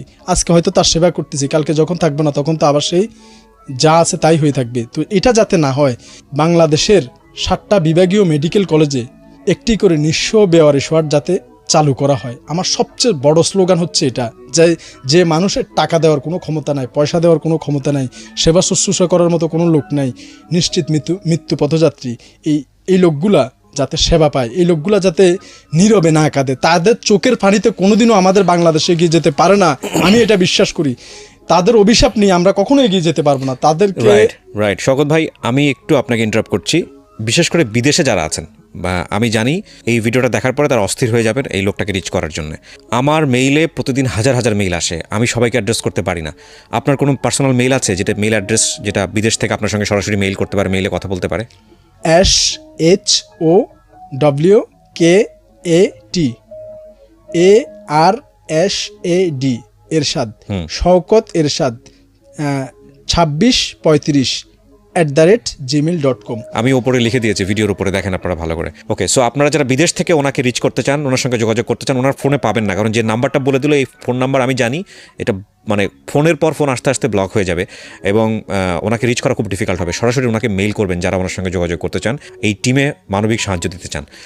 আমরা যখন কোনো এপিসোড প্রচার করি, আমরা সেই এপিসোডের ফলো আপ করি, সবসময় ফলো আপ করি, এবং আপনারা যদি কোনো হেল্প করেন কাউকে, আমরা প্রতিনিয়ত এনে দেখাই স্ট্যাটাসের মাধ্যমে, ভিডিওর মাধ্যমে তার বর্তমান কী অবস্থা। এটা আপনারা আমার আইডি তো না, আমার পেজে গেলে, আমার ইউটিউব চ্যানেলে গেলে এগুলো প্রমাণ পাবেন। তো আমি আজকে আপনাদেরকে কথা দিচ্ছি, শওকত ভাইয়ের যে টিম, সেই টিমের সাথে আমি কিবরিয়া জীবন গল্প অনুষ্ঠান আজকে থেকে তাদের সাথে আছে, এবং যত রকমের সহযোগিতা, অনুষ্ঠান কেন্দ্রিক সহযোগিতা, তারা কি করছে না করছে যদি কখনো আমাদের শরণাপন্ন হয়, আমরা তাদেরকে সেই সহযোগিতাটা দিব। সো আমাদের জায়গা থেকে ফুল সাপোর্ট থাকবে আপনার জন্য ইনশাআল্লাহ। সো আপনার টিমে আপনি শুধু 10 জন না, আমার মনে হয় এই অনুষ্ঠানের মাধ্যমে আজকে থেকে আমরাও আপনার সঙ্গে আছি, অফিসিয়ালি আপনার সঙ্গে আছি। বলেন। জি আলহামদুলিল্লাহ, আমি মনে করি এখন আমাদের টিমে সদস্য সংখ্যা আমি মনে করি 11 জন, ওরা 11 জন, আমি সহ 11 জন মনে করি। তো আমার 11 জনের যারা আছে তাদের একটু নাম না বললেই নয়, একটু করে তাদের নাম বলি। তো আমার টিমে মাইনুদ্দিন, 3 নম্বর হান্নান, 4 নম্বর ইয়াসিন আরাফাত, 5 নম্বর মাহবুব, 6 নম্বর এমরান, 7 নম্বর রবিউল, 8 নম্বর দেলোয়ার হোসেন, 9 নম্বর মাইনুল ইসলাম, 10 নম্বর সাইফুল ইসলাম, 11 নম্বর রেজাউল, 11 নম্বর যারা আগে ছিল তাদেরও নাম বলছি, এখন নেই কিন্তু তারা আগে আমার সাথে কাজ করছিল, যে রেজাউল, তারপর মিরাজ, সাজেদুল, আনোয়ার, ওরা কিন্তু এখন নেই, যে কজনের নাম বলছি, কিন্তু রিসেন্টলি আগে ছিল। রিসেন্টলি আমাদের এই 10 জনের সাথে যে আমাদের প্রিয় বড় ভাই কিবরিয়া ভাই একাত্মতা প্রকাশ করছে, ইনশাআল্লাহ আমিও আছি টিম মেম্বার, এবং এইটা যে আসলে এরকমভাবে আমি কথা বলবো আমি চিন্তাও করি না। আপনার গল্প শোনার পরে মনে হচ্ছে যে এটা আমার জন্য একটা সুযোগ, আই উইল হেল্প যতটুকু পারি। এক আর 2 নম্বর হচ্ছে যে আপনারা যারা নাম বললেন এরা সবাই র্যাঙ্কের দিক থেকে সবাই কনস্টেবল। এখানে সুপারভাইজারি জায়গাতে আছে যিনি তার কথা কি যেন বলছিলেন একটু আগে, তার নামটা? আমাদের যে প্রধান যে এটার সংগঠক এবং উপদেষ্টা উনি হচ্ছে আমাদের মাননীয় police commissioner sir Mahbubur Rahman PPM sir, আর সভাপতি যে উনি এই কমিটির উনি হচ্ছে ডিসি হেডকোয়ার্টার, যিনি যখন দায়িত্বে থাকেন তখন তিনি এটার সভাপতি থাকেন, বর্তমান আমির জাফর স্যার ডিসি হেডকোয়ার্টার। ওকে, সো ওনারা তো আছেনই আপনাদের মাথার উপরে, ওনারা গাইড করবেন পুরো বিষয়টা। Thank you so much. এটা একটা অসাধারণ এপিসোড, এবং যে মানুষটা 10 বছর যুদ্ধ করতে পারে একা একা, সে মানুষটা হারবে না with the name of almighty Allah. আমি আপনাদেরকে বলতেছি এই ভদ্রলোক যা শুরু করেছে সেটা একসময় অনেক বড় একটা মহিরুহ হবে, অনেক বড় মহিরুহ। অনেক ভালো থাকুন আপনারা। শেষ করছি আজকের মতো।